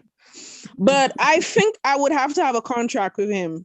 You know, we don't have to be married, but we're going to have something to where, like, if we, you know, if we buy if we buy a house together or something, you know, I want to have like a contract or something in place. Yeah. Or like some kind of lawyer, something like a prenup or something, because I don't want to lose everything, but I don't think we don't have to put a ring on it. I can do common law. So for me, and I think a lot of people my age, like that's where they kind of go into it, to where, you know, I believe marriage, I believe I can find true love, but I was like, if something goes wrong, I have to have something in place. Like, let's say we buy a business together, you know, I don't want to be dealing with like court issues or being back and forth in court, you know. Believe me, you don't. And I don't want to like, you know, I want to have something in place before we get into, you know, we move in together and all that, to where when we separate, and if, you know, that happens, we break up, I want to have, that's yours, this is mine, you know, no issues. So I don't think like, you don't have to propose and do all that. Like, as long as like we together and I know we committed to each other, that's all I need. Like, I just need the commitment. I don't really need the ring or anything. I just need to know that you are mine, or like, you know, not mine, but like we're rocking together, you know. So, and you're not out here like with a bunch of different people.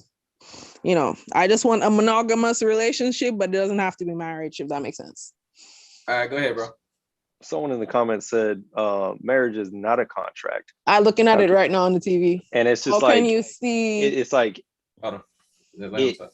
it is a contract. But it's a legal document that you sign. Yeah, through a judge, through a courthouse, you know, and then you take it even further and you do it through faith in front of your families. This is the biggest contract you'll sign in your entire damn That's life. why I keep telling people like marriage. I mean, I understand it's about the love and everything, but it's a contract. I think that when you leave, social media has made it more acceptable to exit a marriage for some bullshit. You know, some people get divorced for the dumbest shit. You know, shit that you can work on, stuff that you can solve with a simple conversation. Because the toilet seat left. But people see all these celebrities getting divorced. They get married, get divorced, get married, get divorced to the same group of fucking celebrities. Everybody's marrying each other in this little fucking bubble. That's the weirdest shit too. We gotta talk about that shit weird, bro. Right, what's up with all these motherfuckers with the same? Like, bro, it's a bunch of bad regular ass women out here. They got regular jobs and everything. Why are y'all out here chasing this booty that's been, you know, everybody, look, man, I'm gonna keep it real. Everybody done smack them cheeks. That's not a prized possession, bro. I don't get it. And it'd be the toughest of the dudes, these rappers, bro. You don't feel weird? That's like one of my homies. That's like one of my homies. If I plan on being with this woman, if I was with this woman I'm gonna be for real with you. Like one of my homies smashed her. Like, say I met her overseas. Say he somehow smashed her though, and I come back and I'm about to get married to her. I've been with her for 4 years. If he say, "Hey man, I gotta tell you something, bro. Look, this what happened," and he tell me, I can't be with her. It's a wrap. That's real talk. I just can't be with her. So I don't understand how these dudes are just trading and sharing women like that. Damn. And that's Go ahead, Griff. Hey, look, man, I didn't. I'm on my second time because I done got some stuff right. You know what I'm saying? I'm gonna say this right. One of the biggest things that we do wrong when we jump into relationships is that we don't talk about all of this stuff in the beginning. You know what I'm saying? We wait until we ready to get married, or we already married, or we totally committed before we even had these type of discussions. And then we realize that we probably ain't even equally yoked. There's nothing wrong in the beginning when you date and trying to figure out this the person you want to be with, to even have these type of discussions like, hey, this is what I want out of a relationship. This is like, or this is what I don't want. You know what I'm saying? But on the other end, we got to realize that dating, it's different phases of dating, right? Some people date just because they don't want to be alone. Some people date because they just want to have fun. But ultimately, the goal of dating is to prepare for marriage. Mm-hmm. So I kind of disagree, you know what I'm saying, what old girl said about, you know, giving it up too quick, because it's all depending on what you two agree on. Because if you preparing for marriage, now, I mean, some of it's faith-based. Some people believe you shouldn't have sex and stuff before you get married, and I ain't going to, you know, agree or disagree because it's based on what you two agree on. But if you get in a relationship and the original intention is to be married, mm-hmm. all of this stuff should be talked about throughout the dating and relationship. Like, you shouldn't wait until you put a ring on it, or you shouldn't wait until you committed for years to realize that, oh man, this person don't feel the same way I do, or I don't agree with, you know, this person's views and whatnot. And then, you know, one last thing is, you know, when we talk about relationships and stuff, oftentimes we often talk about what we want, but we never really talk about what we have to offer, right? So we like, man, she gotta have fattest butt, she gotta make at least 6 figures, she gotta have her own house and money, she can't have no kids, or, you know, vice versa, or he can't get on my nerves and he gotta do this and he gotta be able to cook because I can't cook and all this other stuff. But we don't talk about what we bring to the table too. We always talk about what we had to offer. And I remember somebody asked, well, what do you have to bring to the table? And that's one of them questions that kind of throw people off because they never really thought about it. You know what I'm saying? Or they might say, well, I look good, or I got a job. And it's like, okay, try care. You know what I'm saying? You know, my family from the country, you know, they used to say these old country sayings like after the butt, then what? You know what I'm saying? And this is like, all right, after all the aesthetics and stuff, after, you know, the temporary stuff, like how much I make, because that could go just like that, right? What do you have to bring to a relationship that will make it solid, that will make it like a 3-strand cord where it's not easily broken, that will make it like worth staying forever with? Because that's the goal, forever, right? And if you don't have an answer to that, as well as what you want out of a relationship, you shouldn't be ready. And I ain't pointing fingers at nobody, you know what I'm saying? But altogether, you shouldn't think that you want to be married until you have what you want, need, and what you can bring to the table figured out. Because too many people go into these relationships and marriages and they think, oh, I got a long schlong, I got the fat butt, or I got all this money, and or I'm popular or whatever, and that's good enough. And it's not. Because once you get in it, that might be the same thing that make you divorce or kill the other person or something. You know what I'm saying? Snap. Right. You want to be on lifetime snap out this motherfucker. Because that's common. You mind if I jump in? Go ahead. Please, yeah. Please. Yeah. Please do. No, I was just saying, like, and I saw Chase's comment too, in the chat, but I was like, what do you do? Like, because a lot of the time, why we end up like staying with these people, because these men, like, not y'all, but a lot of these men, they'll fake it till they make it. Somebody said I bring like, faith. What? No, somebody said they bring faith. You bring that shit to the table? Oh shit, yeah. Because that's gonna work out well for you. Amen. But a lot of times it's like some of these men, they'll stick with it and they'll fool you a lot of times. So I think that's one of the reasons. I think a lot of women, and I could be wrong if one of the other ladies want to jump in, but I think a lot of times it's like some of these men, they'll be out here doing all kinds of crap, and a lot of us will just have like too much faith in them, kind of, just kind of believe them, and by the time that we realize it, we're like, okay, so you have a whole nother family where, sir? And like Chase was saying, in his chat, in the comments, he was like, what is too much for women to do, I guess, before marriage? But I think like at the point where like you kind of living together, like y'all kind of, you're cooking for him, you cleaning for him, like y'all splitting the bills and y'all doing all that, and he already Who the hell is you killing? I heard you. She said that shit. Right. She said that shit. That's love. That's what she meant. Yeah. Oh wait. Oh, say that. Oh, go ahead. Well, so Charisma says, I guess that's why I'm still single, because I let these men know what I want in a relationship and what I can offer too, and I'm too serious about it. But I could. But that's what you're supposed. And I think you should let them know from the jump. But imagine like during the initial phases, you're right there, and you're like, look, I want a white picket fence, house, 3 beds, 3 bath, 3-car garage. Look, somebody just I said, want Vanessa 2 just kids. said, why are you cooking for some random man? Is he your husband? It's like that could come off kind of strong in the first place.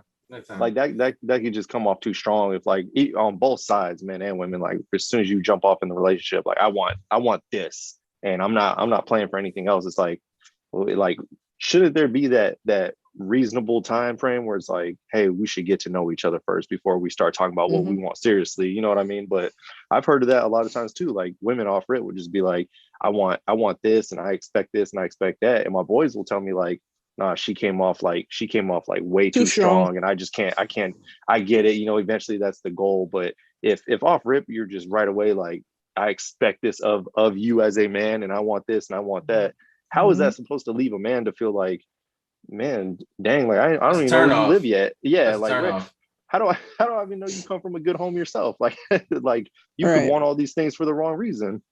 And I think that's a lot of the reasons like why like us women, like the bolder ones, like why we so afraid to even approach guys. Because like I will be up, like, you try to go up to somebody and just be like, I don't want to waste my time. Look, I'm getting too old.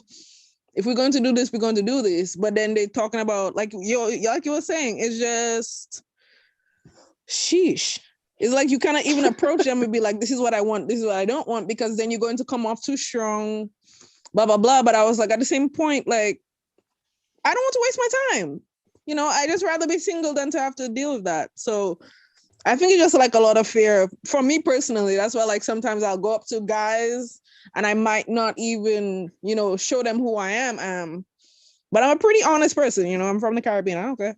But it's like it's hard for us to like approach men, Go ahead, Chase. What I would say, I'm gonna have to get off the stream here soon because I gotta run around. It's getting late. But I just wanted to say this to the ladies though, really quickly. Like I heard what you said. You don't want to do too much or give too much too early. But my advice would be this: honest. This is my honest advice. From the very beginning, like the first date, right? Let the man feel like he can be himself. You know what I'm saying? Because a lot of times we will lie to y'all now. If y'all asking for a lie, we will give it to you. I know that sounds bad, but if you pressuring us and making us feel like we give you the wrong answer, then it's over. Then we're gonna give you the wrong answer. Like we're gonna give you the right telling all the secrets. I gotta wait. Explain. I got a question. Hey, Ray just bro code. He said, I gotta question. go, but we do lie. We will lie to you. Nah, no. I got a question, no, right? So, like what Chase just said, right?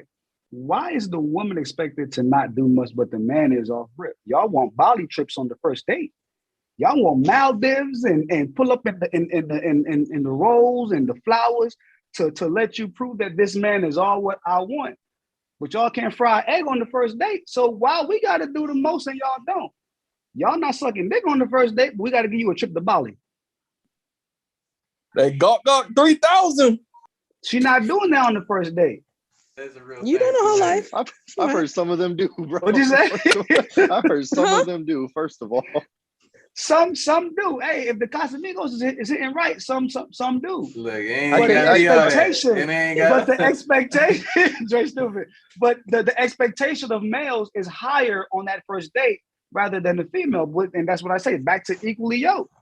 if we not giving, both of us not giving the most on the first date, then why is it one-sided? Yeah, so we Okay, gotta so take do you hold think on, it's hold on, hold a on. We gotta cultural take a thing? step back. We gotta take a step back. We gotta see where this is coming from. The root of it is we gotta understand on both sides. Everything is changing. The dynamics have changed. And I don't think a lot of people really realize that. Women are making the same, bro. So therefore, like something needs to be, we need to bring these topics up. See, a lot of celebrity men, I've heard them talk down. If you can't pay for all of this shit, then you lame as hell. Well, you got your woman paying this, doing that. Bro, that's in a celebrity life, you can do that. You're making millions. The average person, what are they making, like 50,000 a year or some shit like that? Now you got two people that's making that, right? Say your rent is like $3,000. Why is the man expected to pay this damn rent and take you on all these dates and do all these things if you're not gonna pay half of the bill? So why does he have to continuously blow his whole damn checking account to please somebody? Yo, Some says comment says, do men not take pride in providing anymore? No, not to be played overall. Like hell no. Like you provide to provide, but provide to provide because like you're a man and that's what you're supposed to do. Like, nah, it don't work that way. It shouldn't work that way. I still think it works. I still think it works that way. Like I said, I am from Panama, so I am a Latino. I still believe, or Afro Latinos they call us now. I still believe in being the traditional man. I still believe in paying all the bills. I still believe in opening doors. I still believe in doing that kind of stuff. Now, like you alluded to, it should be for someone that's worth it. Right. It shouldn't be off rip. You have to get me to that point. You feel me? But at the same time, hear what I'm a lot saying. of Like men are expected to be providers, not breadwinners. It shouldn't, you shouldn't be the providing breadwinner. Provider, 100%, I agree with you, but you can provide in so many other ways than just financially. You know what I mean? But it seems like that's what the expectancy is provide financially. Let me come in on then we that. can talk. Let me come in on that. Example, like, bro, everybody knows when I got out the military, the shit wasn't sweet, G. It went, look, I went to Taps. I went to Taps. They were telling us all this good shit. You can get this. Taps wasn't shit. It wasn't shit. I found out the real world didn't fuck with me like that, bro. I found myself working at a factory, fucking making ink, bro, for Budweiser containers and shit. I was making the inks, making sure the ink was the right color for the printouts and shit, bro. I was doing that. I was getting paid like $14 an hour, but child support was coming out, right? So my checks was cut in half. So every 2 weeks I was getting paid $333, bro. That was my check for a grown ass man. So I didn't feel bad. Well, I didn't feel bad for myself until I started to notice like where my life was at. Like on my lunch break, people would eat, right? So I didn't have enough money to eat. So I had to like act like I was working out every lunch break to like step away from the embarrassment of not being able to purchase something to eat on my lunch break. So I had to do shit like that. But I got back up from that shit. And when you're in a relationship, it went from me being the person that's cleaning up, cutting the grass, bro. I was doing everything because I was broke as shit. So, but when I started to evolve and come into who I am now, when I'm coming out who I am now, I don't do none of that shit. I pay the bills though. Yeah. Right. I pay the bills. Like roles change. You have to be flexible. You have to humble yourself. That's what I think. You have to do what's necessary in order for your relationship to survive. And that's my message. Hey, let me say something. But in the beginning, no. Let me say something on that too, right? So we got to realize that not everything like that we think should be in a relationship that don't belong to everybody, right? So like my man said, he's traditional man, right? He believes, we still should be providing, protecting, making sure we take care of A, B, C, and D, and the woman should want for everything. But not every relationship has those same goals and principles. And it don't mean it's wrong. We got to get out of that mindset that what we think is right belongs to everybody. So I might think, and I'm just speaking for myself, right? I'm okay with that. But I mean, my wife make more money than me, you know what I'm saying? And we talked about it and we're okay with, all right, cool. We're going to split this. We're going to do this and we're going to combine funds. And we do A, B, C, and D, but that works for us. Another relationship might work where the man pays for everything and the woman use her money for whatever she wants to. And that worked for them. That don't make them any more or less of a man. It don't make me any more or less of a man. And in my opinion, unless the man ain't handling his responsibilities or the woman not handling their responsibilities or they not making each other happy, making a relationship work, then that's when you're failing. But, you know, at the same time, all of that takes that discussion in the beginning is, you know, and I ain't saying like all first 2-3 dates, you know, before you get into a for real committed relationship, y'all got to talk about, all right, what are we doing here? All right, if I'm going to commit to you and we talking about this, what we trying to do in the future, what are we doing? What's going to work for you? What's going to work for me? I know, you know, I don't, you know, being in the military and growing up around, you know, in a household full of single women and whatnot, I got a lot of women friends and that didn't, you know, necessarily always work for my wife. So I had to make some sacrifices, but she also grew up in a house, you know what I'm saying, with a single dad and some more people, you know, her brother and whatnot. And she had men friends and that didn't necessarily work for me because of what didn't work for her. I wanted to be equal, so ain't no problem in the future. So we talked about that.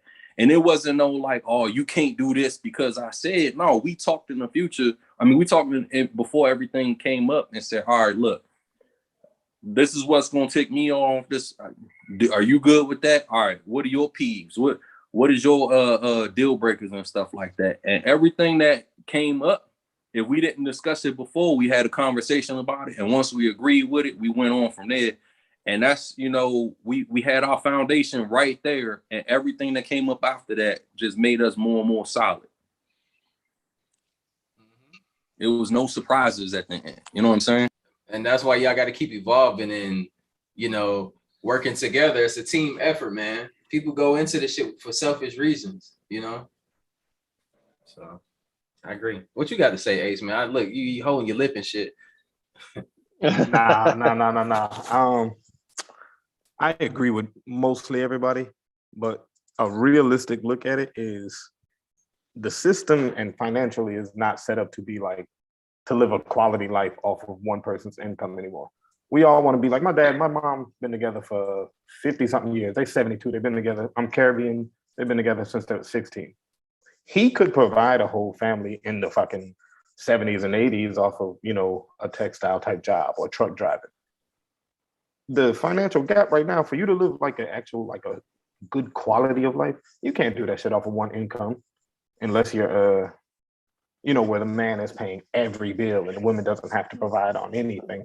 So that's not how it's financially set up anymore. And one of the benefits of that is now women get paid equal amount.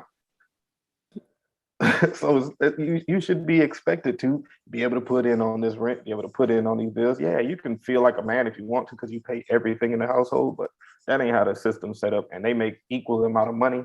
I will open your door and cut the grass, but you're going half on this damn rent. Oh yeah, facts. You do exactly, bro. It's a team effort, and people just don't get that fact. We got to keep saying it. It's a team effort, people. Yeah. Wait, so am I the only man in here that don't believe in going half on rent?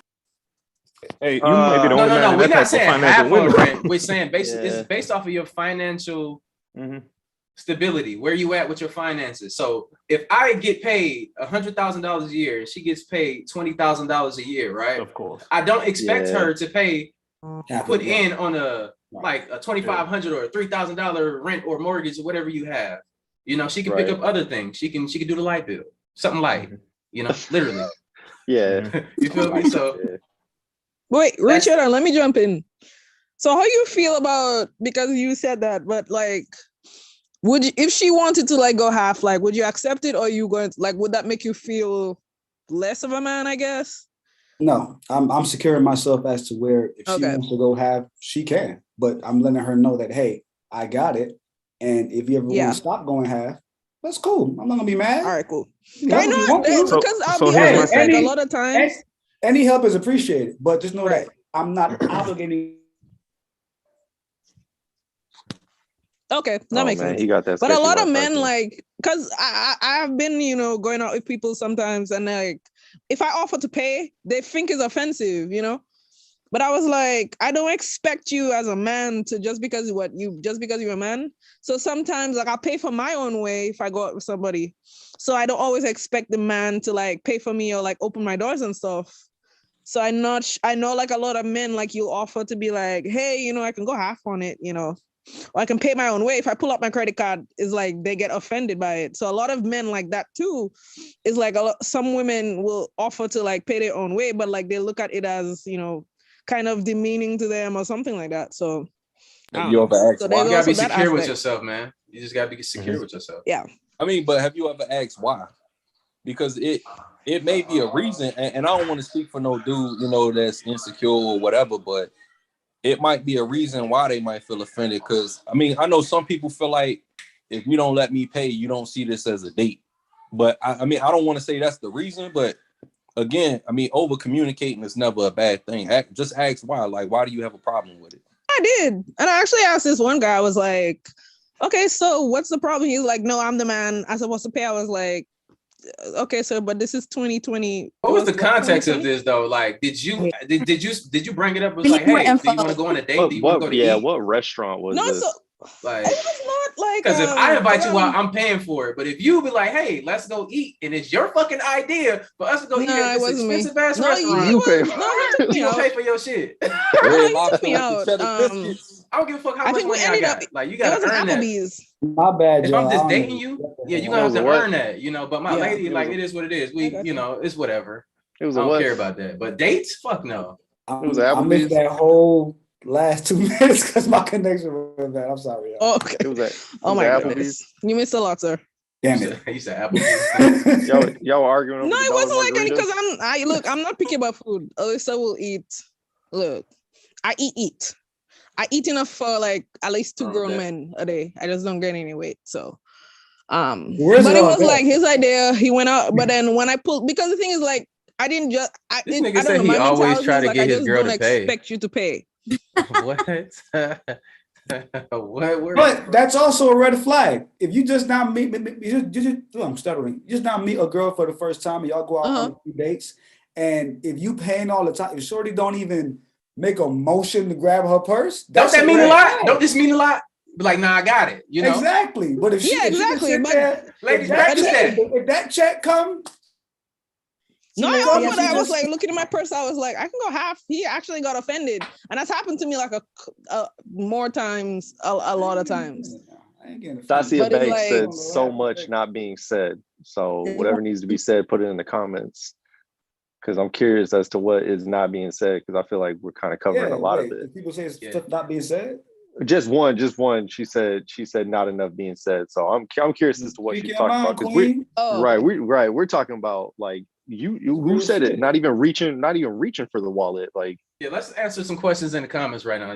Let's make this interesting. I just want to reach out to Gia, who said, don't date Geminis if you want a successful relationship. Ma'am, you hurt my feelings. Don't date Virgos. Let me stop. Nah, don't stop. Don't date no Virgos. Here we go with the fucking zodiac war. I don't care how the stars align. We all the same sign when we lay it down. Oh God. Griff. Start this shit. I hate that shit. Like, oh, you're this because you're this sign. Shut up, stupid. That's general about everybody. Let me see. Let me read the comments. Well, Vanessa, if you would join his Patreon like he told us to, then you would be in this chat. Oh, okay. I don't know. She was like, drop the link. I was like, nope. You have to join the Patreon. So Stasia wrote, she put hurting people hurt people. But I mean, sometimes like if we could kind of just brush over like the sensitivity stuff for a second, sometimes it's really not all that deep for people. Sometimes it's legitimately just like, I'm just not paying, or, oh, I'm going to pay. Like, it is what it is. It's like a surface level thought. Like, they don't understand the ingrained thought. It's just what they know. So, I mean, that could be like, I don't think like people who are hurt are going out on dates at Applebee's, you know, to get Who's going to a check Applebee's payment. in the first place? My question. Hold on, I like Applebee's now. He went on first date to Applebee's. I mean, that was just the example. First of all, I like don't come to Applebee's. High school no Applebee's. more, folks. We going to Applebee's. Everybody can't afford photo. Hey, Hey, they got most a men, 2 most for 20. proud men want to pay though. So y'all don't get it fucked up like we don't want to pay. But Yeah. it's about the intent. Mm. That's all it's about. Yeah. It's about the intent. That's it. Pump fake us real quick. I'm telling you, look, we should make a whole demonstration video of what ladies should do on this type of shit. Like that's all we want to see. The intent. A demonstration video, that would be interesting. From women, like what you know, like what would that consist of? I'd be curious to see that, you know, just like all the different perspectives, like what women would I don't know what they would do, because you hear all the stories, like, you know, they'd be like what's the, I don't, is it true like women will have their best friends call them in the middle of the day, and that's like their chance to escape? I know guys that do that. I've done that. You said you know guys that do that? I do it. Yeah. Niggas unmuted that shit.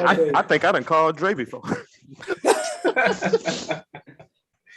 So that would be interesting to see. I think that'd be kind of funny, but that's petty. Like, Yeah. like, why don't y'all just be like, you know what, hey, I'm not feeling it. I'm gonna head out and I'm just gonna get my side of the tab. Beta male ego, as Professor Ace Wolfgang was just saying earlier. If she do that shit in the middle of the date, he might get his feelings hurt. And the way to today is, look, I responded. You gonna stab her? I responded to some stuff where dudes put their hands on females because she wanted to fucking lead a goddamn date. I've seen it. Oh, that's crazy though. I've seen it. Trust me. Yeah, Atlanta's a You know weird what? place, y'all. This Atlanta's goes a weird back, place. bro. I keep saying this, bro. This goes back to this. We need some type of training, because what we don't understand is, like, I think motherfuckers don't understand. Men and women, we're completely different. We're wired completely fucking different, you know? And we can just go off of our experience, you feel me? But I would say this, man, we have to really understand our differences, man, and then we start to get along a lot better. You know, just take the time to understand the other sex, man, and it should be a lot better. Everybody always in their damn feelings on social media about the smallest damn things. If I tell y'all right now, man, that, you know, and this is a preference. If I just tell you that my preference is dark-skinned women, cancel. The light-skinned women will fucking come at my shit. So you don't like light-skinned women, Ray? You discriminating. Shit crazy out here. Cancel. But it's crazy out here. This is says summing up our whole conversation. But if a female says she only wants a nigga that's 6'6", crickets. Right. Shit you can't control. I mean, somebody to stand up for the The short double people. standard is a real thing, y'all. The double standard is a real thing. We just gotta Ain't it accept though? Let me get my Timberlands and like 4 pair of socks. I'll be 6'6". I ain't gonna make it to 6 foot with I'm them. I lay down, goddamn it. I'm 6'5".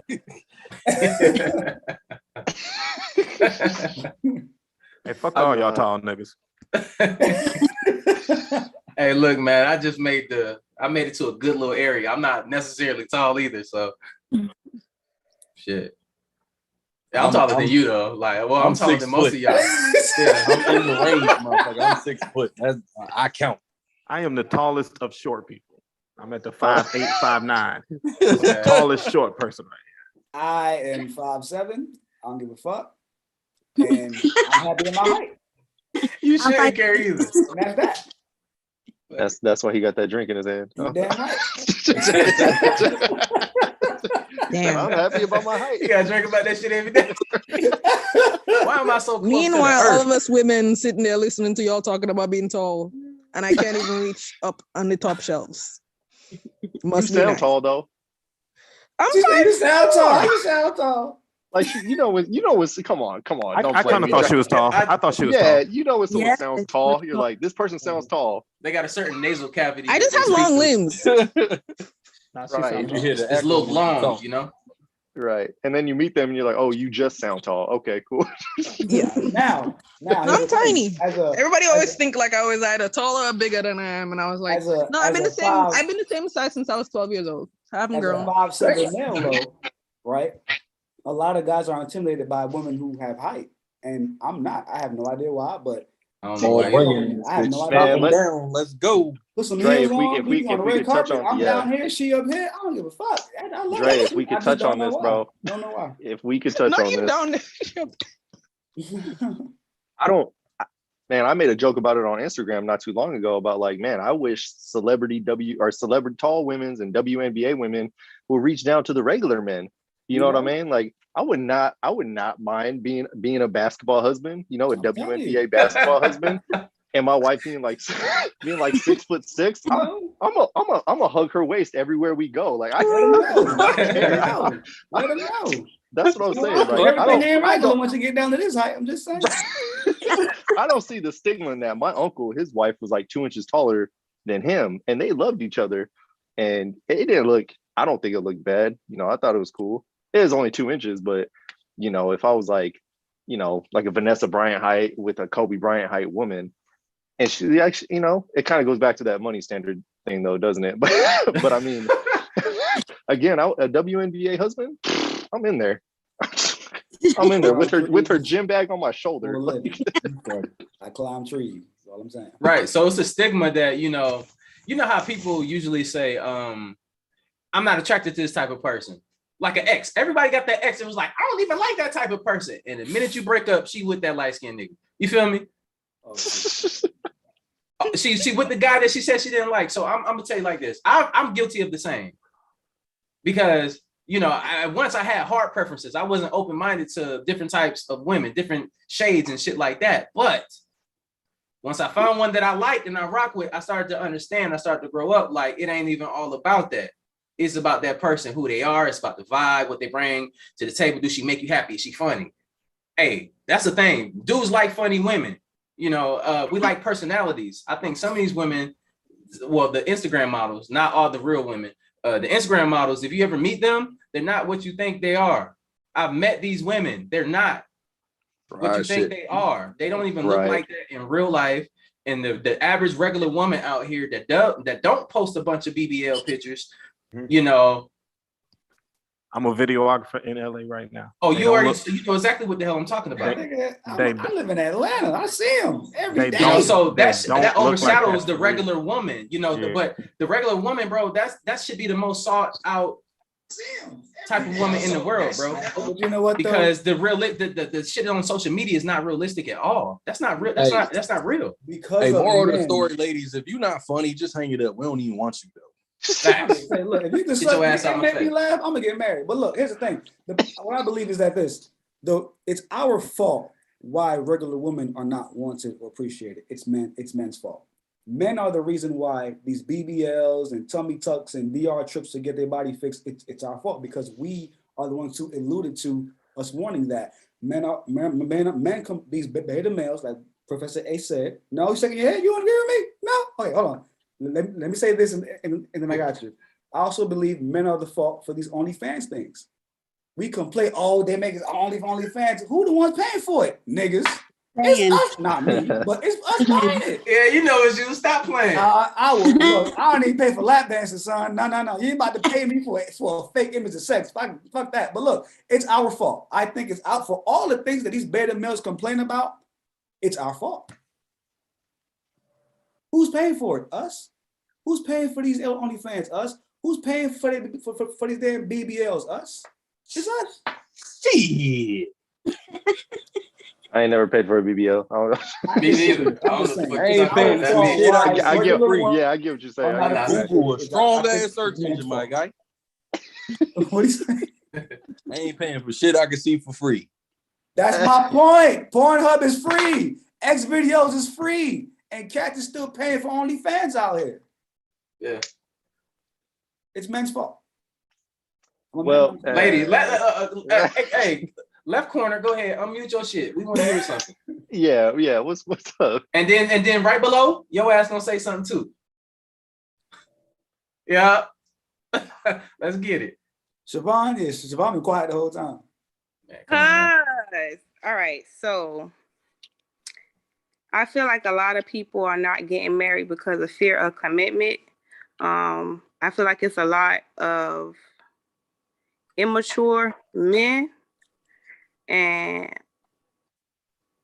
it's like they ask for women of a certain caliber, but they tend to have community dick. So how do you want in-house vagina when you have a community PP. It don't work like Not the CPP. It's crazy. Right. when it comes to the kids aspect. Like, I feel like when you make a baby with somebody, regardless of who you're with, you and that person should be able to talk on behalf of the baby. Not that one parent trying to push the baby, the child away from their father, or one parent trying to push the child away from their mother because they got a significant other. Like, if you're gonna take me, you're gonna take my child too. You're not gonna tell me that I can't talk to my kids or be around my kids because of the fear that I'm gonna mess with their mama. Like, it's a double-edged sword, but at the same time, you got to look at the lessons that you're learning from the experience. I'm one who believes that everything we go through for a reason, and it's to help make us better as people. So when you have a situation, and you also got to remember that what you attract, you are what you attract. So if you're attracting somebody who is manipulative,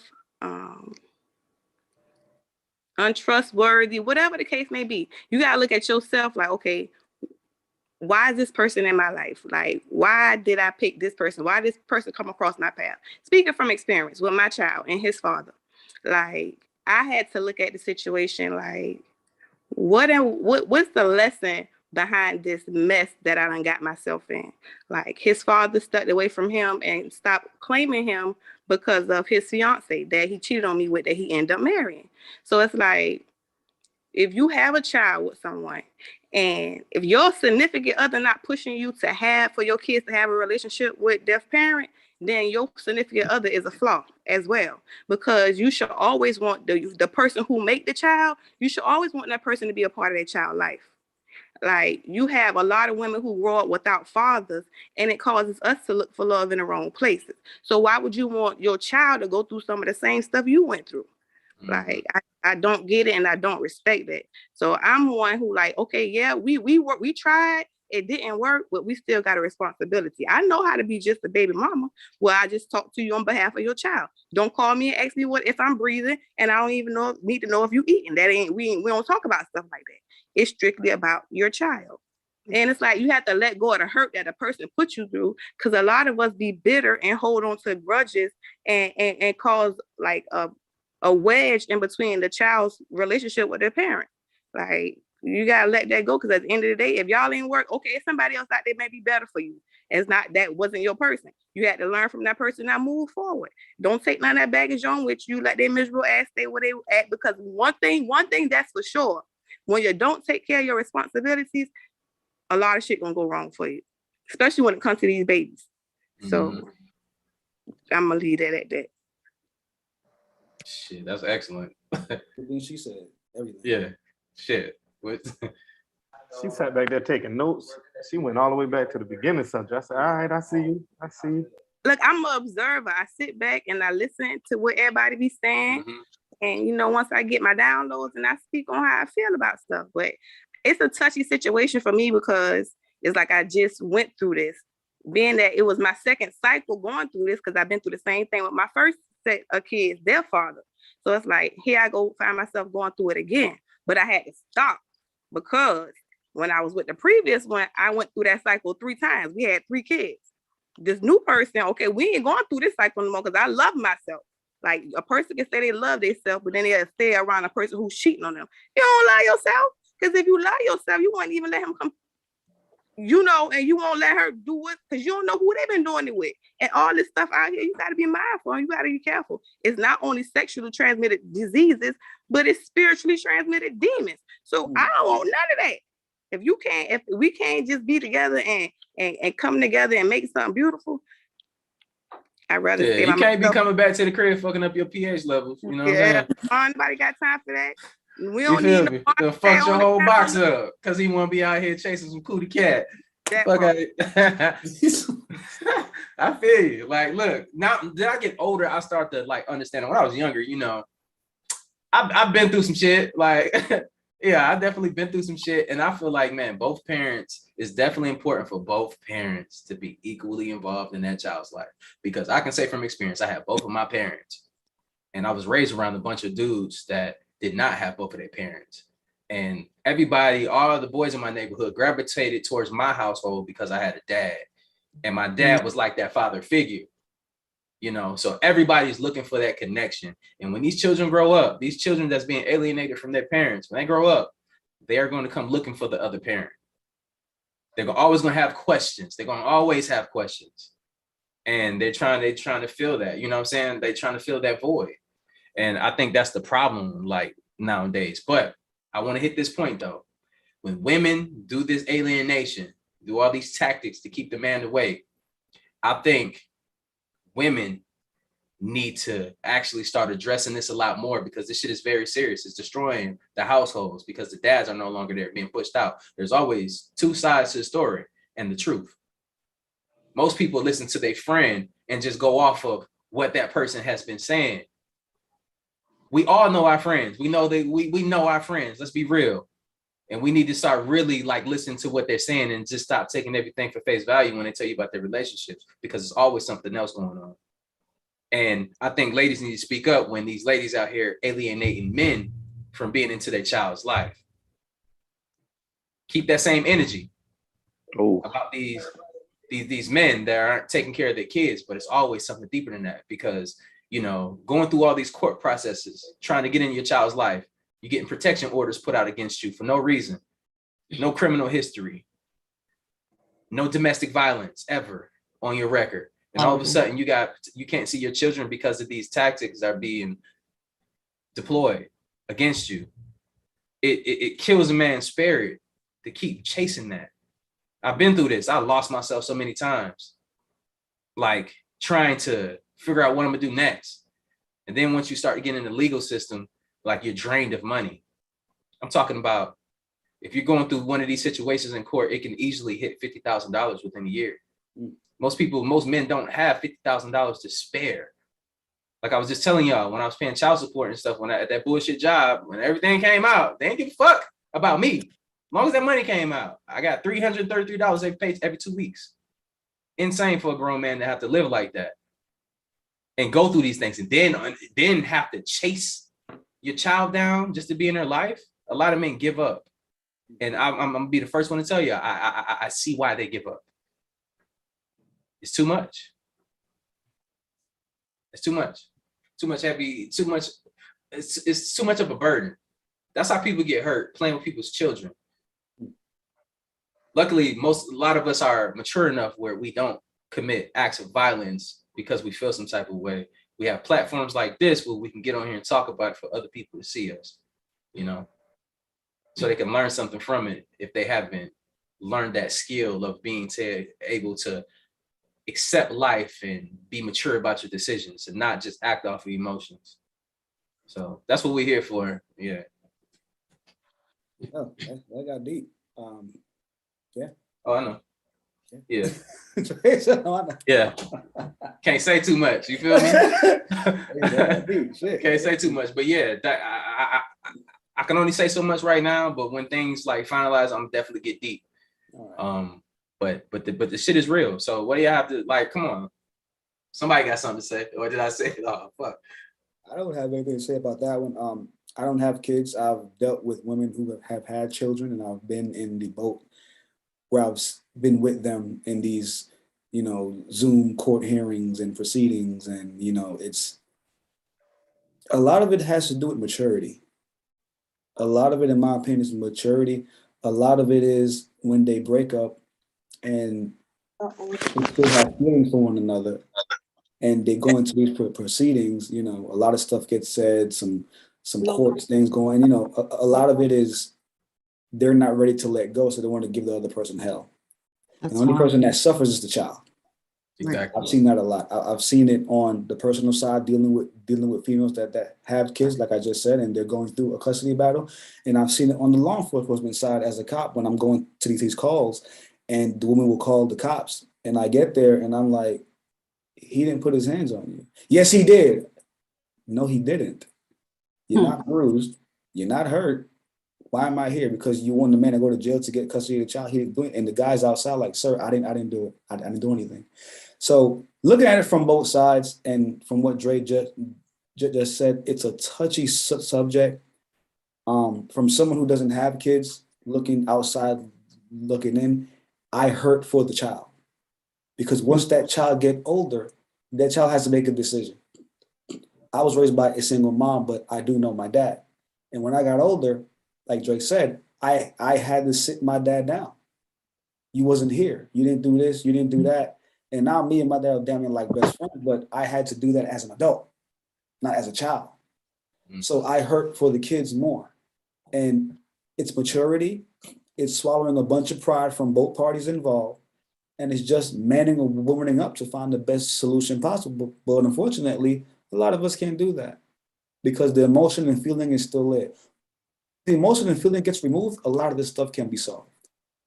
But a lot of it, I think, is emotion and feeling. They're not over the person. They want to make that life a living hell. And that's pretty much like what I think a lot of it is. If you take away that, a lot of stuff will be fine and the kids will be fine. I think, man, to add to that, like what you're saying about like, if you take the emotions out of it, a lot of, I'll speak for myself, but in my perception, like the people in my community, we're not taught logic. You know what I mean? Like we're not taught to think logically. Like the way I grew up, you know, the area that I grew up in, it's all based off of emotion. You know, somebody bumps your shoulder, emotions hit right then and there, and you step up, right? Somebody talks to your sister some type of way, emotions hit. You know, it don't matter if you're in a school, in a parking lot, in front of your house. There's no logic. So I think that's rooted so much deeper than just like family ties, right? Like that's a societal thing. Like my community of people, like Latinos and Hispanos, like we're not taught to think logically initially, right? Because we're all kind of packed into like these subdivision communities. It's all emotion 24/7, 365, like emotion. So let's say you pull someone out of that environment and they have a chance to think logically. Initially, it's going to be emotion, especially if it's another person that they feel close to because they have similar backgrounds. It's emotion. And yeah, I agree with that like 100%. Emotions charged, and you know, you just based off that split second decision of emotion that leads to like years and years and years of neglect and just like emotional abuse and stuff like that. It does way more than just like drag somebody through a court system, right? It drags people emotionally just throughout their entire life. Let me say something. Somebody said, Faith said in the comments, what about the man that don't want to be in the kid's life but want the woman? I would say to that, they're a complete fucking loser. I've seen that too. That's the easy question. I've seen that too. Yeah, I have never kept my kids away from their father. Ever. He sees them once a month, maybe. Twice a month, maybe. Once every 2 months. We don't do no court thing. He doesn't pay me. Like, I don't ask him for anything. When he comes, whenever he feels like it, I send them on. Go ahead, take them. Like, I don't make things harder for either one of us. I just let them go. So that's why it's hard to, I don't know how women use their kids to get at the men. I can't do it. I've never done it. I wouldn't do it. I mean, he's not a bad person. He's a dumbass father, yes. But he's not a bad person. I just wouldn't keep them from him for no reason. What if the father like legitimately in his mind feels that staying away is better for that child and that child's environment? I mean, would they still be considered a loser? That's his. If that's what he wants to do, that's what he wants to do. I'm not gonna be in his face and say you gotta see them, or nah. If you want to see them, you see them. If you don't, you don't. Yeah, because the kids are gonna grow up and they're gonna be able to tell. They already see. Yeah, they'll be able to tell. As long as you don't involve them in all the bullshit. Exactly. And you talking shit, like that's the wrong thing. None of it. I don't have to do any of it.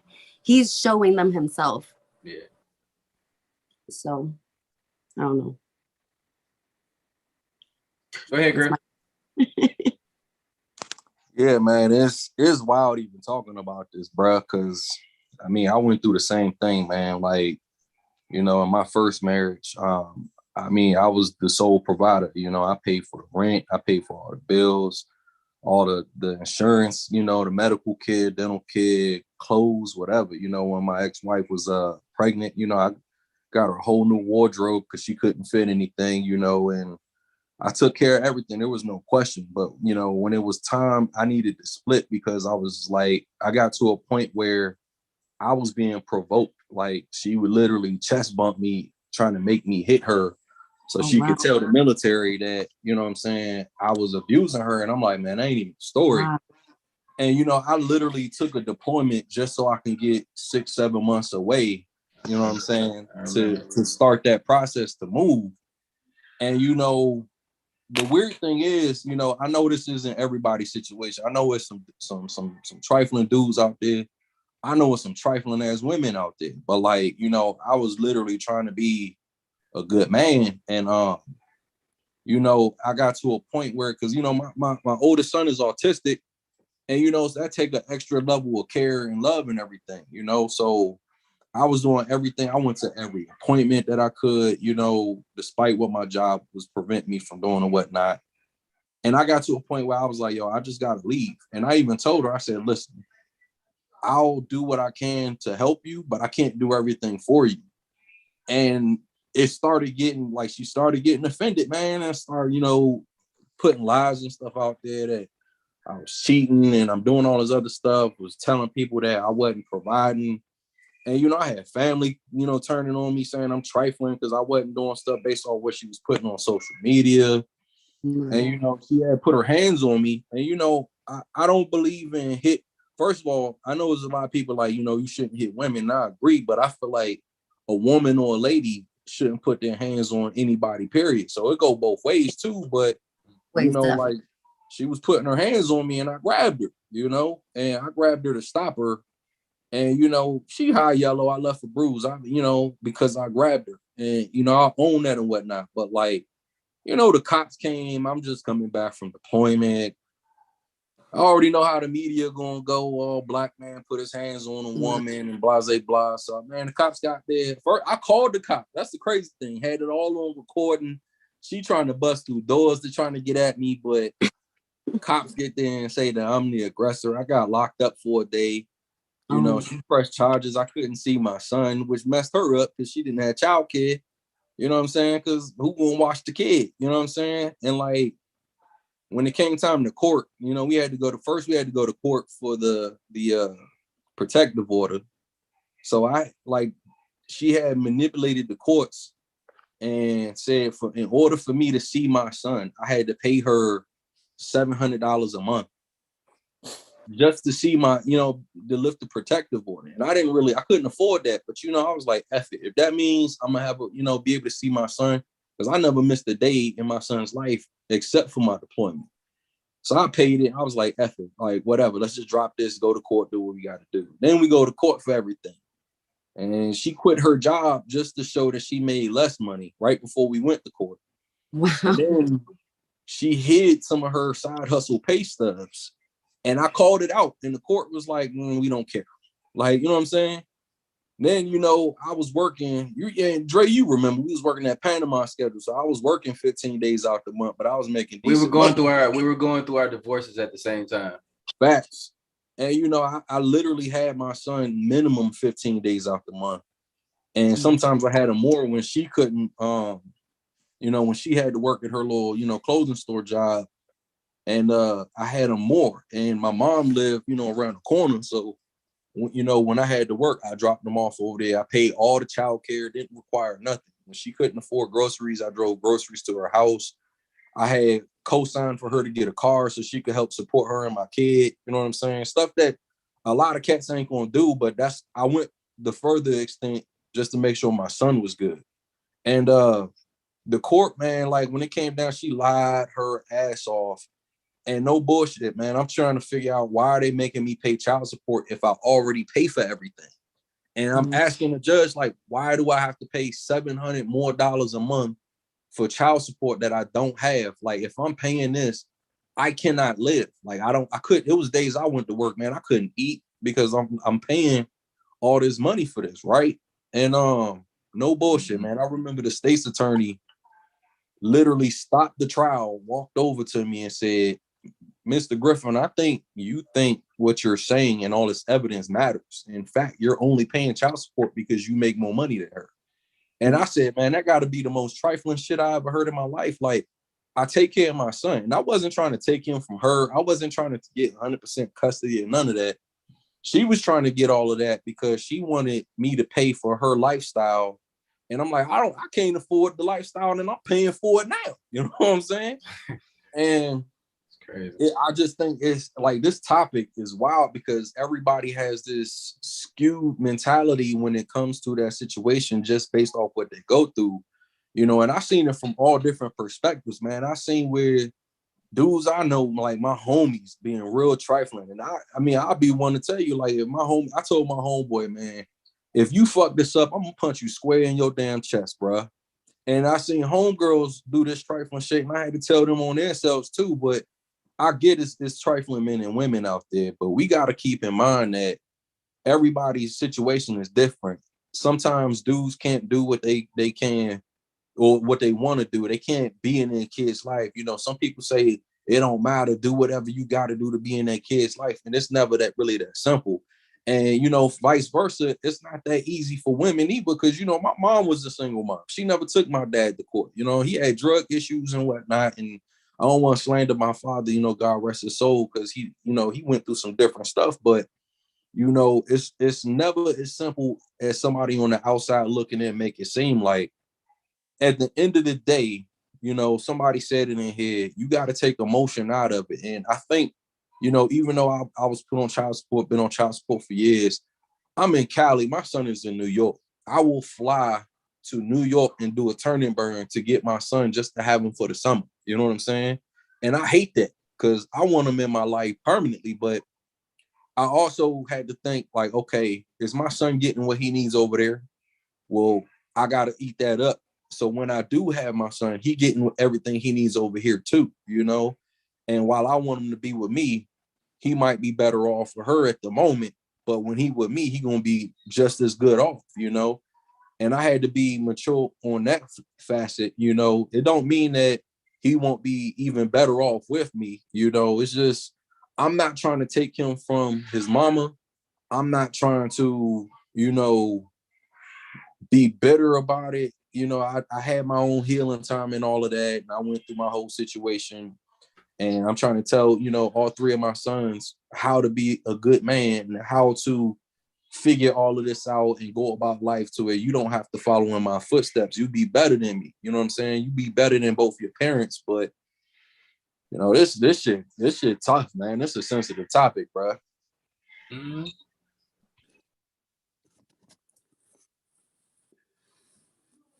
Yeah. Look, that shit got this shit right here. Look, everybody got the awkward silence and shit. It got dark. Man, because it just took me back. Because Griff, I remember seeing you back then, Dre, you too, and I didn't know both y'all going through at the same time. But I remember, Dre, I was working with you. But Griff, I do remember back then I would see you. I'm like, damn, this dude always looks pissed off, and you just never know why. You know what I mean? I just thought, I'm like, oh, dude, just pissed off. You know, that's whatever. That's his thing. But it's crazy because it kind of goes back to the first topic we covered, like the whole Kanye West thing. It's like I haven't heard of him, you know, deliberately putting his children's lives in danger or hurting his children. It's just the beef that he has with his, you know, with his significant other. And like, and you know, we drag men like Kanye through the mud because of the shit that they're dealing with as humans, you know, the shit that people are dealing with as people, you know, regardless of what the relationship is like with their children. And then we just automatically assume, oh, they got to be that way with their kids too. And I don't know, man, it's fucked up because that really, like, yeah, you're right, it was awkward silence. It really brought me back. I dead ass remember seeing you walk into the guard mount room and I was like, oh damn, this dude's pissed. Like, you know, and like, and you just never know what the hell it was for. You know, Dre, you too, you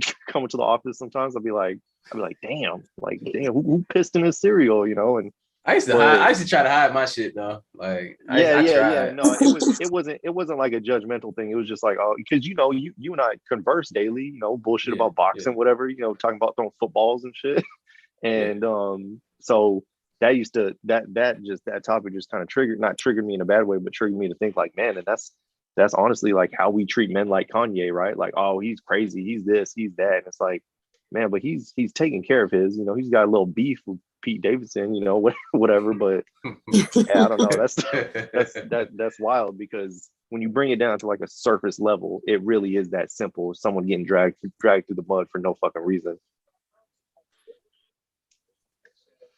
Yeah. So I'm gonna go ahead and sum this up because I know it's getting late for everybody, man. Look, dope conversations tonight. This is grown up conversations, and I appreciate the people for joining the chat. You know, if y'all have any last questions for us, you know, something that y'all want answered, maybe something that we missed, we can go ahead and do a short little session, a couple minutes, and then we can just hop off from here, you know, because I think we pretty much hit everything, you know. I don't want to over talk it.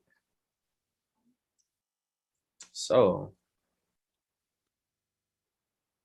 and I don't want y'all to get the wrong idea either. We're talking about many different perspectives. See, some people, you know, aren't going to be able to like grasp this conversation, and they're just going to take all of the shit that they perceive as negative, and that's going to be their perspective on this conversation, you know. So I just want y'all to know, when we do these videos, man, this is for mature audiences. If you can't comprehend and think like an adult, then you will not be in this chat.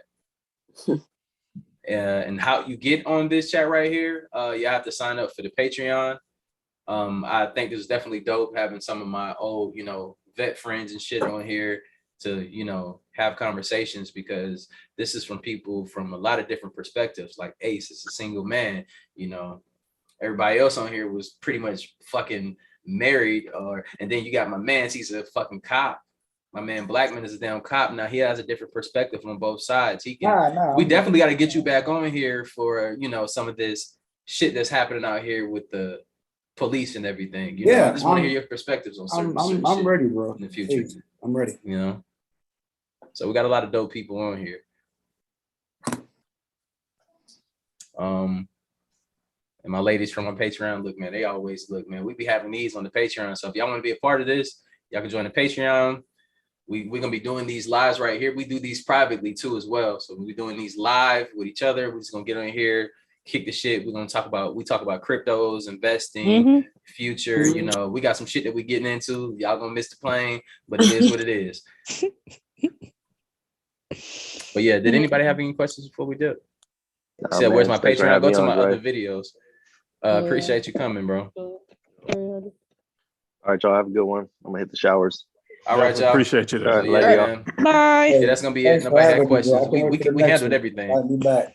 Invite me back, please. It was great. All right, for sure. Yeah, no, All right, bye, everybody. Appreciate it. All right. Appreciated that moment. And we out. Bye.